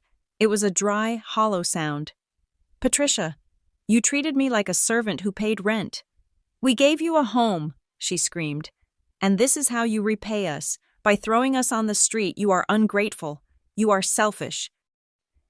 You have all this money, all this power, and you hoard it while your family suffers. You are nothing but a stingy, heartless witch." "Ungrateful." I repeated the word. Tasting it, I opened the briefcase again. This time, I pulled out a binder. It was not the red folder from the boardroom. This was a black binder. I flipped it open to a tab marked Beneficiary Payments. Let us talk about gratitude. Patricia, I said, my voice hard. I pointed to a line item. Last month, you had emergency hip surgery. The bill was $42,000.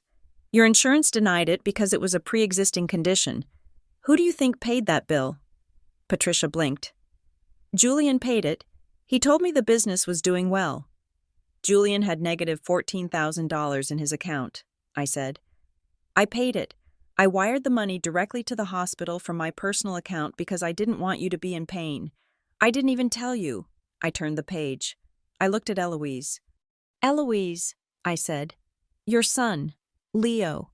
He attends the Brighton Academy. Tuition is $35,000 a year.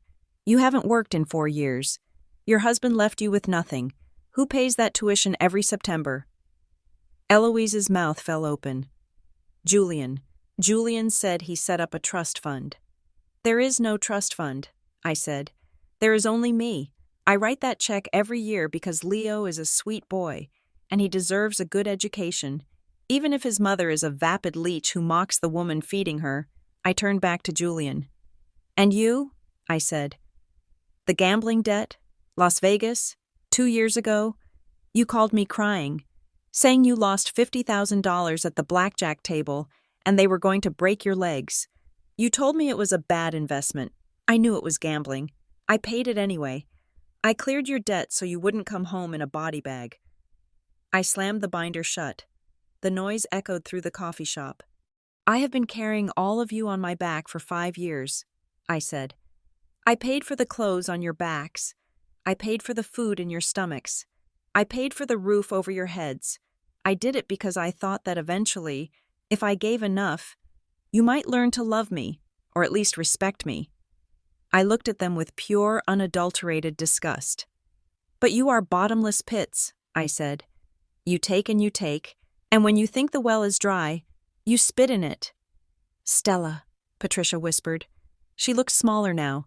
The anger was replaced by a dawning, horrifying realization of just how screwed they were. We didn't know. You didn't want to know, I corrected her. It was easier to believe Julian was a genius than to admit his wife was the one keeping you alive. I picked up the divorce papers and shoved them into Julian's chest. He grabbed them reflexively. The tap is dry, I said. The faucet is off. I am canceling the tuition checks. I am stopping the medical payments. I am evicting you from the house. From this moment on, you pay for your own lives. Julian looked at the papers. He looked around the coffee shop. People were filming. Phones were raised. This was going to be on the internet within the hour. He scrambled for his phone. Amber, he muttered. Amber will help me. She knows people. She has money. He dialed.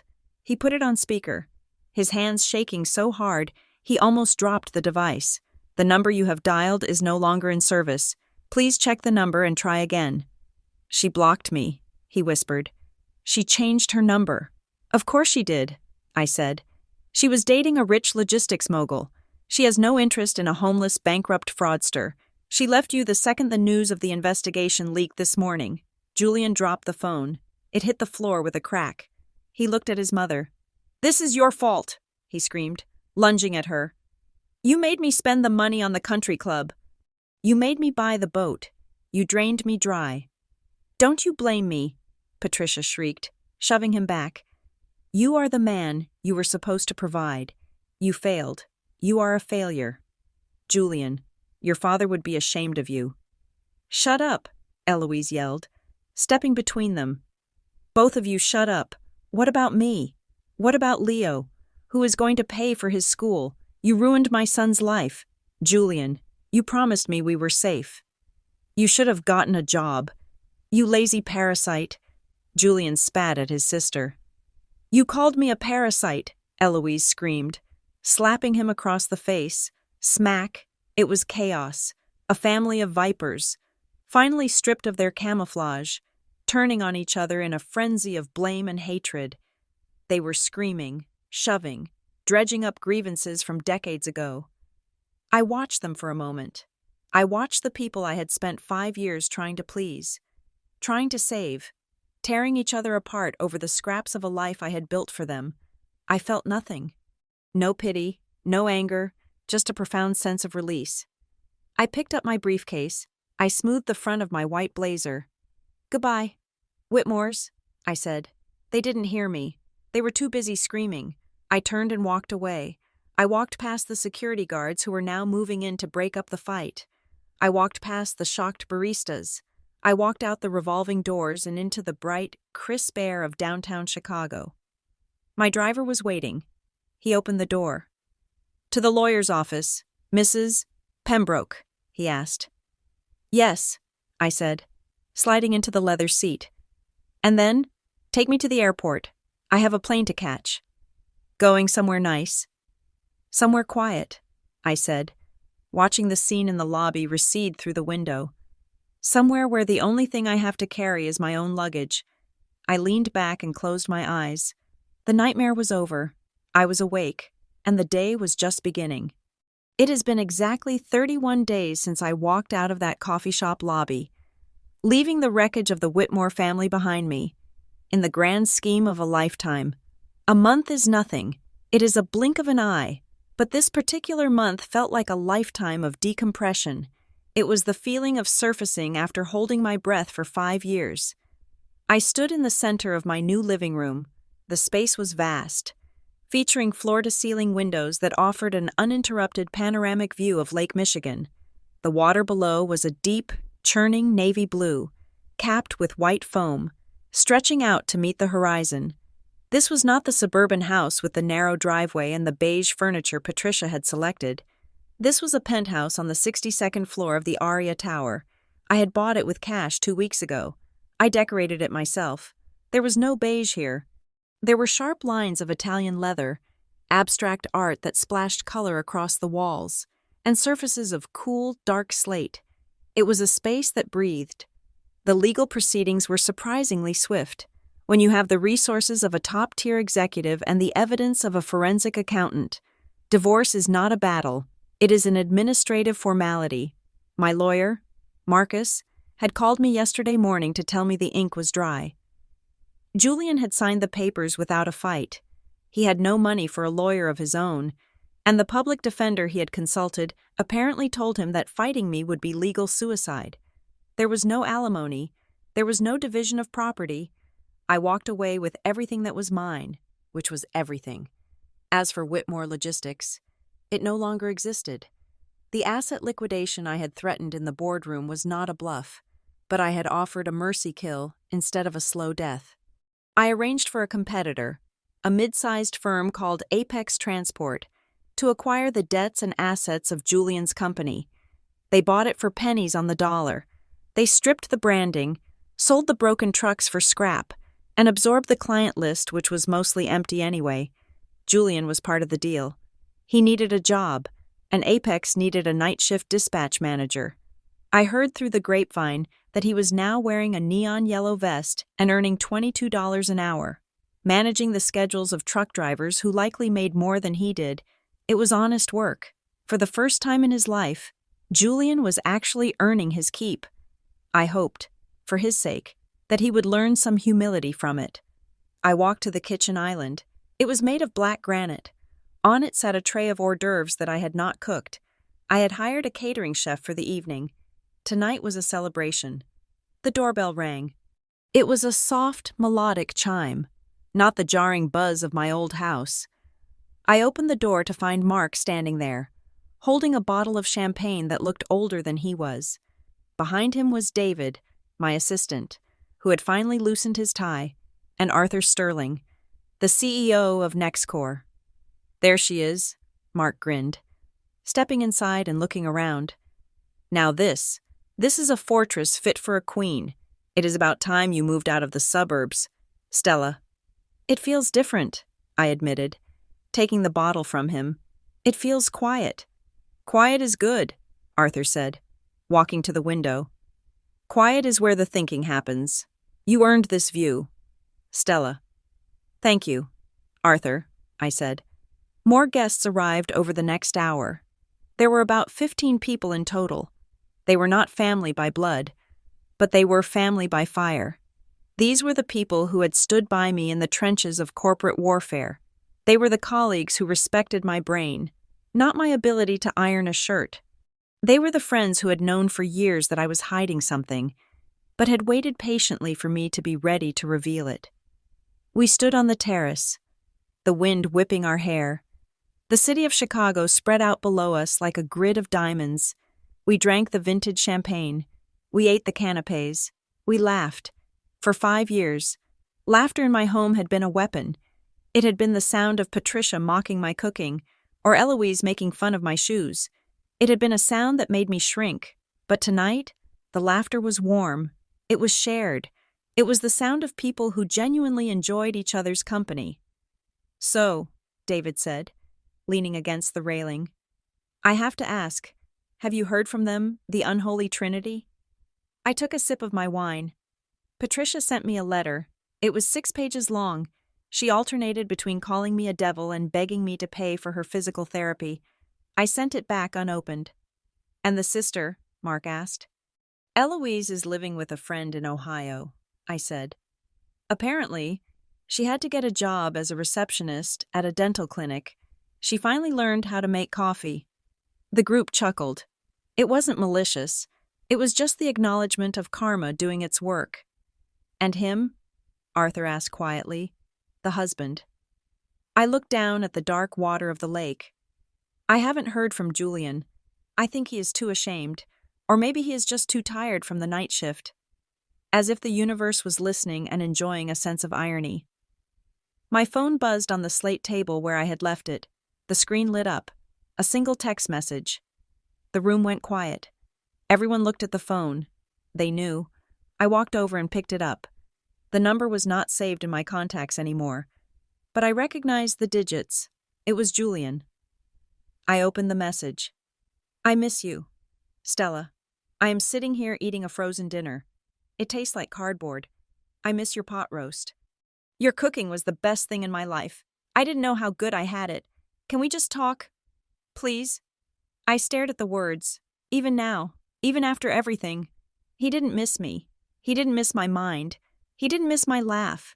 He didn't miss the way I supported him. He missed the pot roast. He missed the service. He missed the convenience of a wife who made his life comfortable. He was lonely. Not because he lost his soulmate, but because he lost his servant. "What does it say?" Mark asked softly. I looked up at my friends.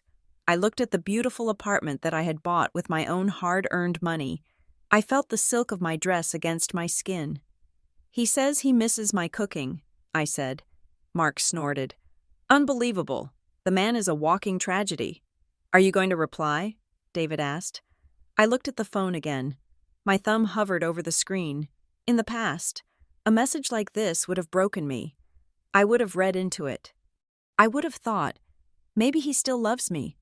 Maybe I should help him. I would have felt guilty for his suffering. But tonight, looking at those words, I felt absolutely nothing. The anger I had felt in the boardroom was gone. The resentment I had carried for 5 years had evaporated. There was no hate left in my heart, because hate requires energy. Hate requires you to care about the object of your hatred. I didn't care about Julian Whitmore. He was just a stranger I used to know. He was a lesson I had learned, a chapter I had finished reading. I did not type a reply. I did not type, "Go to hell." I did not type, "It is too late." I simply swiped left. Delete conversation. I tapped, "Yes." The message vanished. The thread disappeared. It was as if he had never spoken. "No," I said, placing the phone back on the table, face down. "I am not going to reply. I don't reply to spam." I picked up my wine glass and walked back to the railing. The wind had died down, leaving a crisp, cool stillness in the air. "To the future," Arthur said, raising his glass. "To freedom," Mark added. "To Stella," David said. "To me," I whispered. I looked out at the city. The lights of Chicago were mesmerizing, a million little stars burning in the darkness. Somewhere down there, in the maze of streets, The Whitmores were living their small, angry lives. They were blaming each other. They were drowning in the consequences of their own choices. But up here, the air was clear. I realized then that revenge wasn't about destroying them. I had already done that. Or rather, I had let them destroy themselves. True revenge was this. It was standing on a balcony, surrounded by respect and love, drinking wine that I enjoyed, in a life that I controlled. I took a deep breath, filling my lungs with the cold night air. It tasted like possibility. I was 34 years old.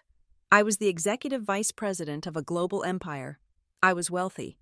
I was independent. And for the first time in my life, I was entirely, completely free. I smiled. It wasn't the sharp, predatory smile of the boardroom. It was a soft smile, a smile of peace.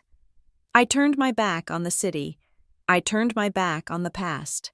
I looked at the warm, golden light spilling out from my living room, where my friends were waiting for me. "Come on," I said to them. "Let us go inside. It is getting cold out here, and I have a very expensive bottle of red wine that needs to be opened." I stepped through the glass doors and slid them shut behind me, locking out the noise, the wind, and the memories. I was home.